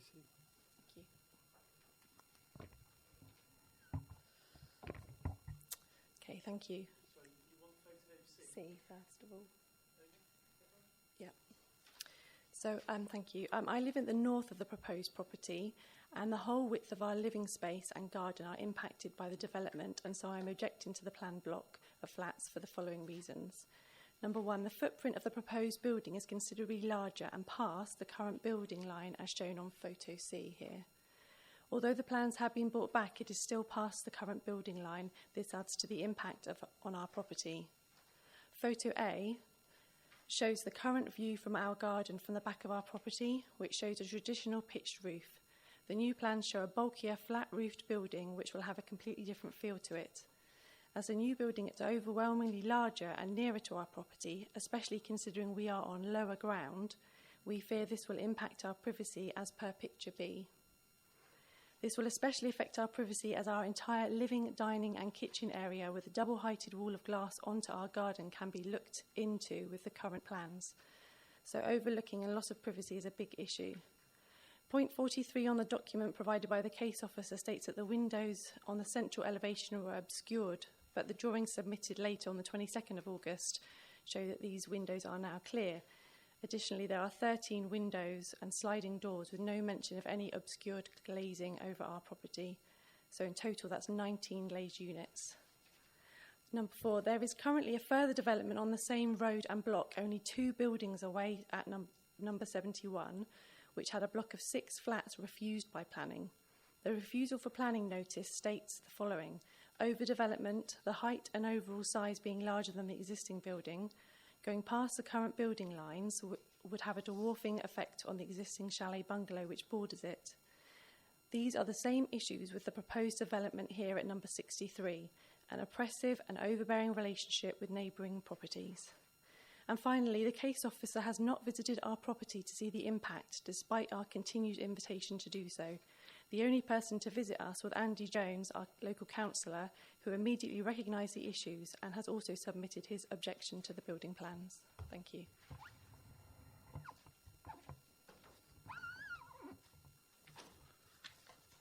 Thank you, Alison. On behalf of my wife and myself, and having resided at 61 Boscombe Overcliff Drive for more than 26 years and enjoyed the wonderful location, we are disappointed that we are losing the family dwelling at number 63 that is due to be demolished and replaced with a block of 7 flats that resembles a giant Rubik cube. It was only yesterday, Wednesday,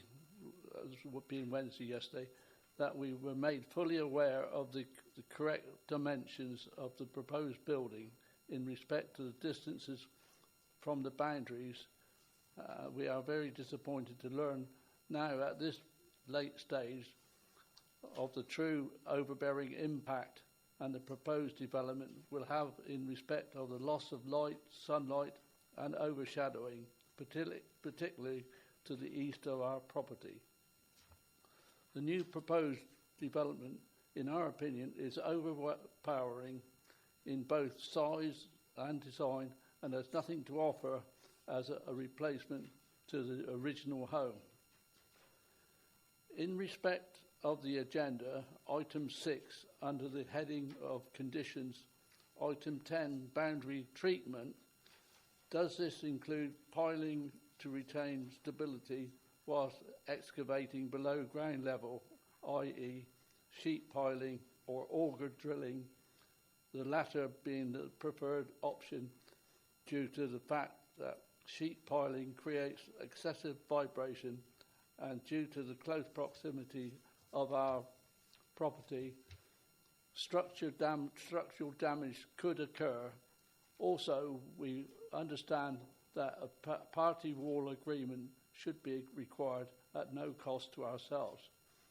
In our opinion, this property development would be more acceptable by reducing the size to create 4 flats and thus not having to appear the appearance of being squeezed into a small, narrow plot of land. Thank you. Thank you very much. Carol Evans.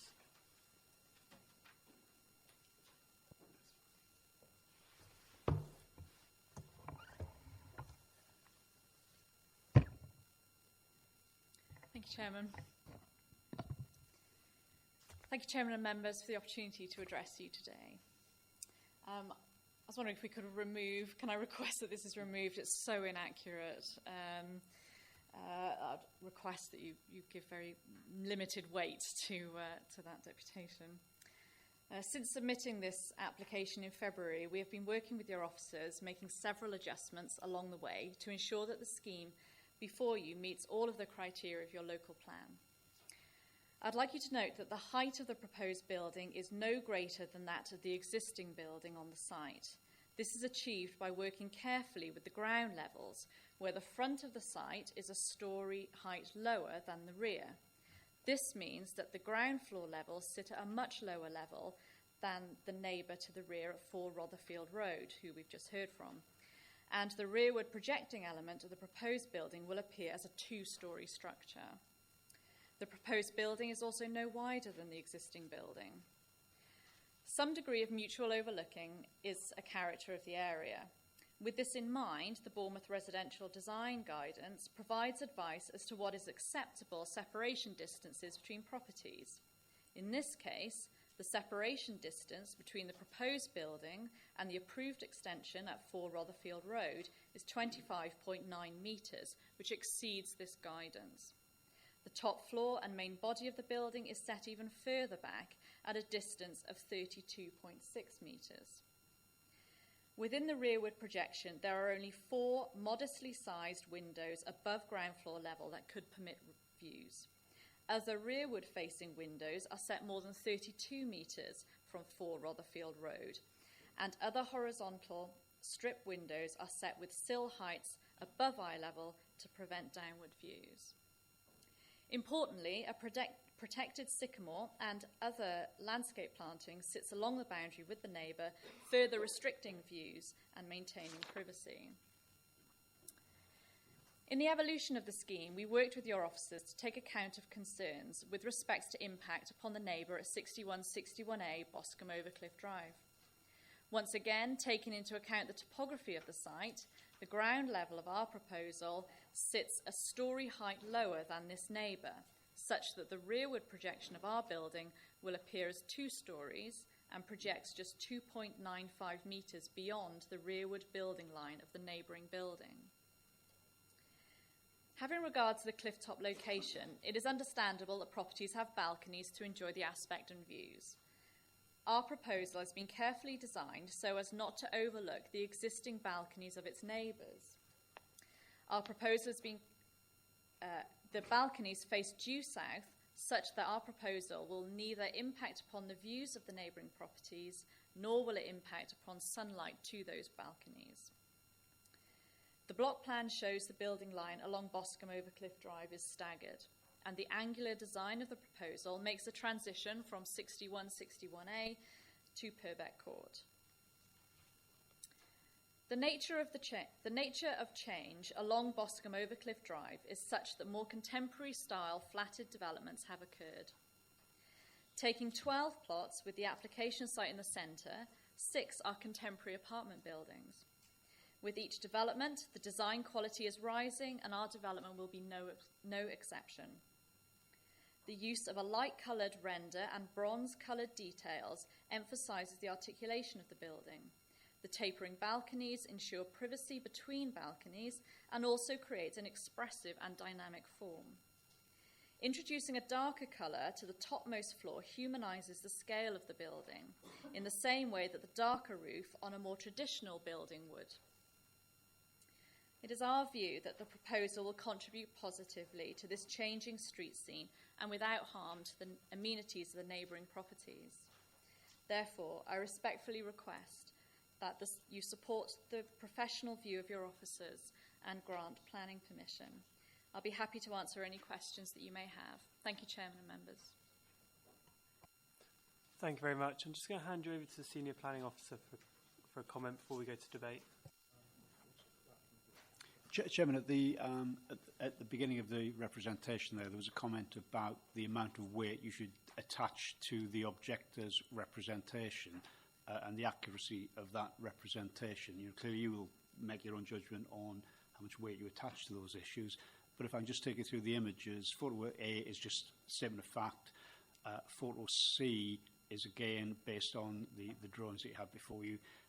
I'd just draw your attention to photograph B, and if I can ask you to turn to page 38 in your agenda papers, which is an image of the rear, the north elevation of the building, and I would invite you to compare perhaps the recollection you had of having been shown that image with its suggestion of windows and the actual north elevation as set out in page 38 of your agenda papers, and I'd just draw your attention to the different terms of windows. I would not wish you to be misled about the nature of elevation. There is interpretation about the perceived height of that building. I'll leave you to draw your own conclusions about that from the other information, but I did not want you to have incorrect information before you when you considered the merits of the scheme. Thank you, Chairman. Okay, we have a written statement from Councillor Jones as well, which will be read out now. Chairman, members of the board, I've called in this application following discussions with the residents of 61 Boscombe Overcliff Drive and 4 Rotherfield Road. The proposed development will have a considerably larger footprint than the existing building, will lead to significant loss of privacy and natural light for the residents of 4 Rotherfield. The plans for the northern elevation will be a shade under 26 metres from the rear of their property, and due to the height of the ground on this plot will lead to substantial overlooking in respect of the garden and kitchen/living room areas. It should also be noted that the majority of the windows and 2 sliding doors on the northern elevation are clear glass and therefore provide an unrestricted view.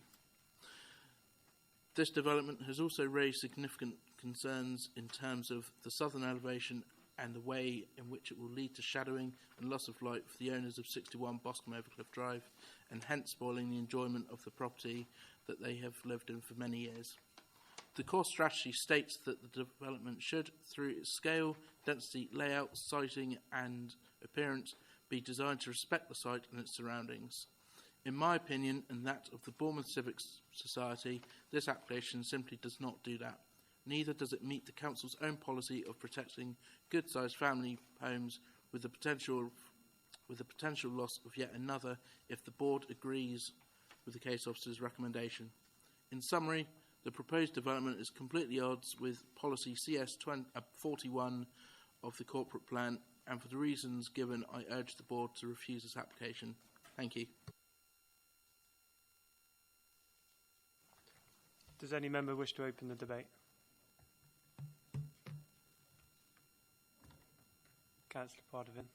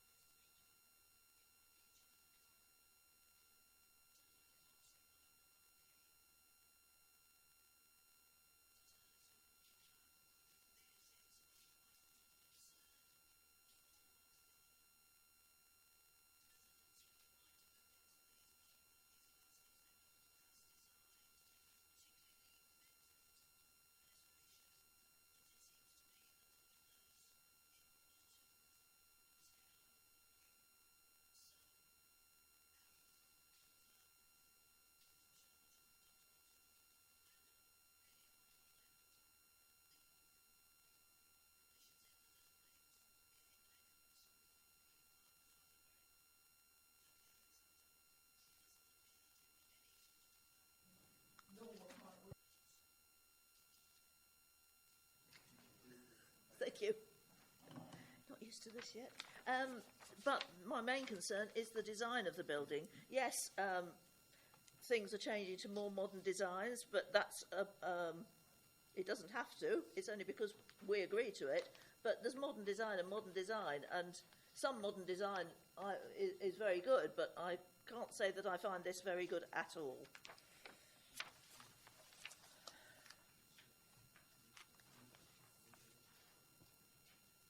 Councillor Brooke, and then...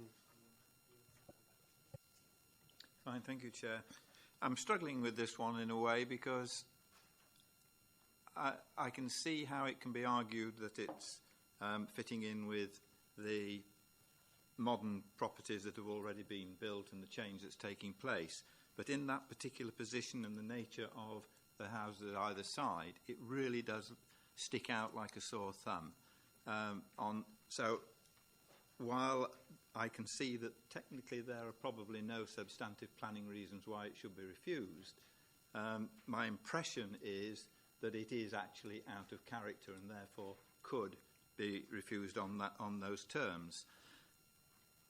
The other point, again, picking up on the potential occupants of the flats, looking at a design in a glossy leaflet that I haven't actually seen until today, I can see how it's designed to give the occupants a full view out over the sea, but the setting back of those balconies and the very heavy nature of the fronts of the building actually look as if they'll cut out most of the sunlight, especially in the summer when you were wanting the best of the light. It's actually putting the occupants in almost total shade. And that's actually shown from unless you sit out on the balcony. The actual inside of that building is going to be in complete shade when you look at the height of the sun at midday onto that area, the shadow coming down from each of the protrusions of the balconies is likely to create too much shade. I don't think that is a good design element. And the NPPF requires us to consider outstanding designs, and that outstanding design should be given extremely high weight. I don't see this one personally as outstanding design, but I can't see it being refused by a government inspector on an appeal, for instance. Councillor Miller. Thank you, Chair.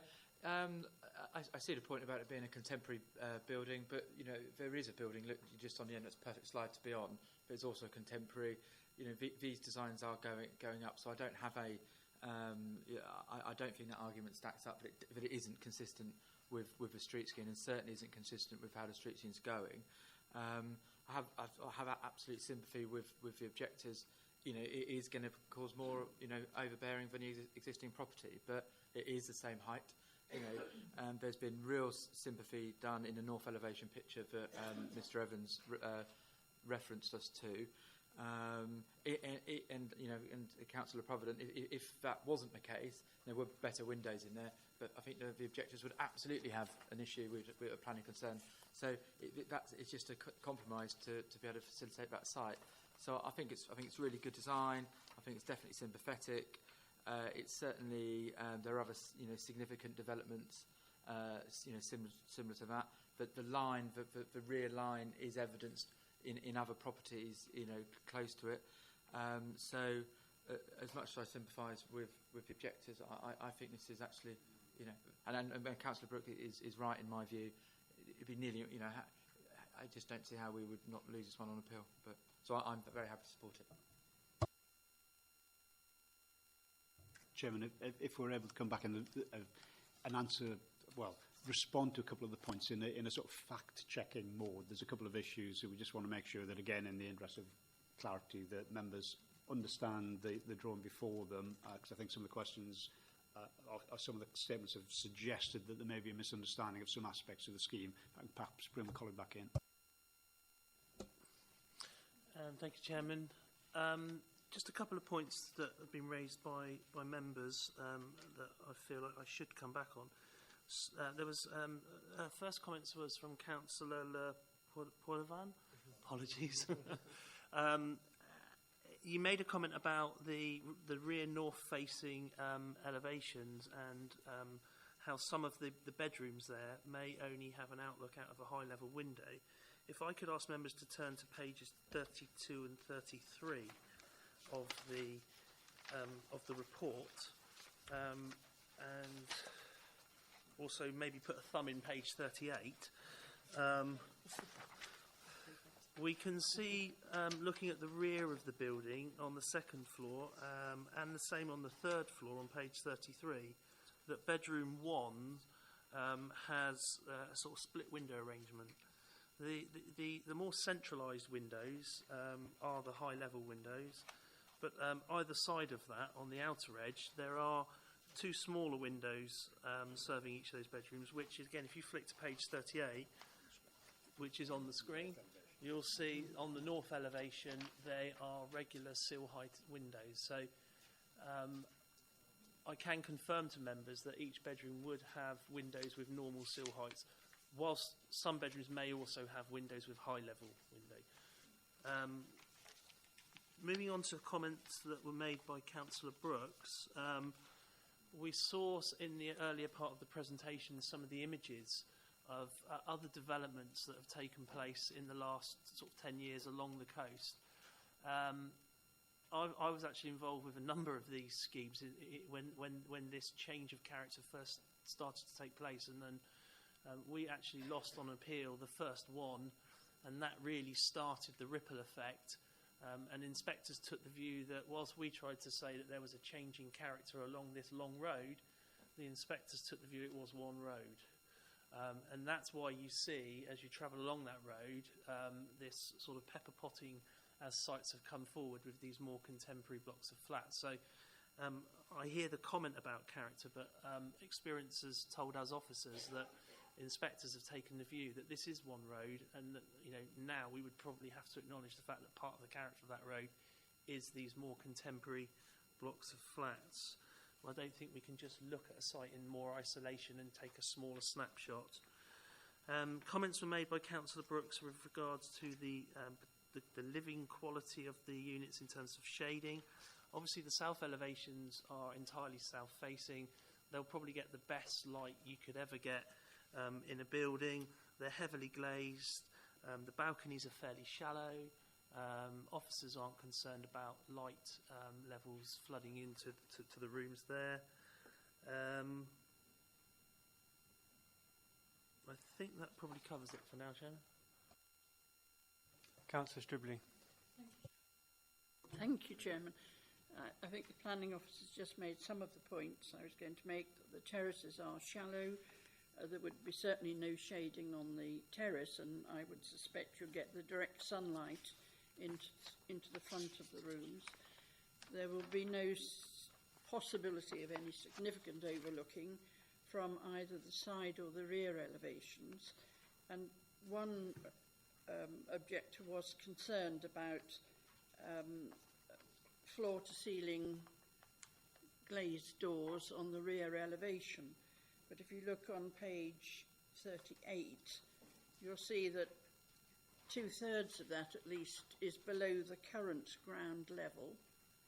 And then you have shrubs, trees and gardens, as the rear garden rises very slightly, and then it drops down to Rothsay Road in the rear, which is at a much lower level, so there's absolutely no chance of anybody in those ground floor flats at the rear overlooking anybody out behind them.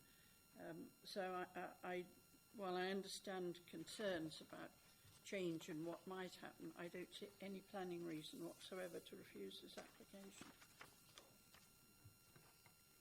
Thank you very much. Councillor Bartlett. Thank you, Chair. Yeah, I found this one a really difficult one because I kind of like the house that's there at the moment. It has got, you know, the traditional sort of form of character about it.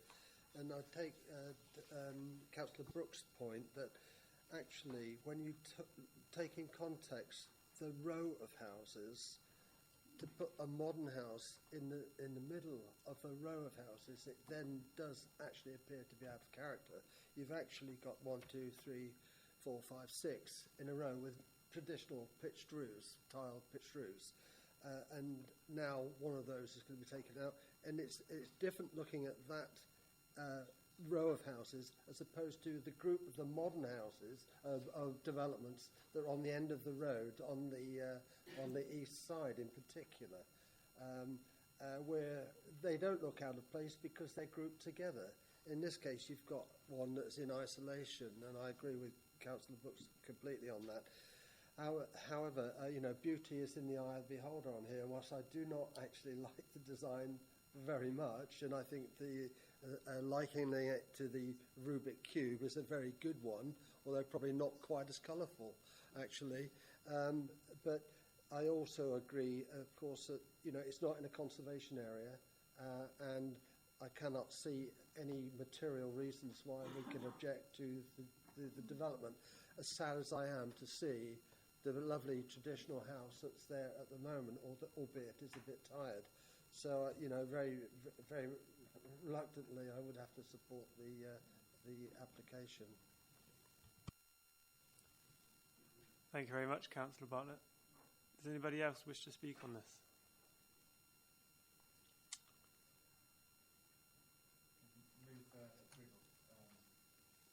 Is that okay? So we take that to the vote.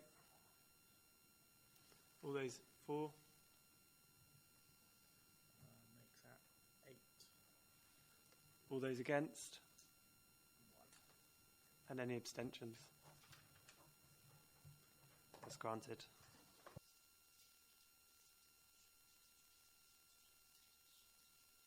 And there's no other business.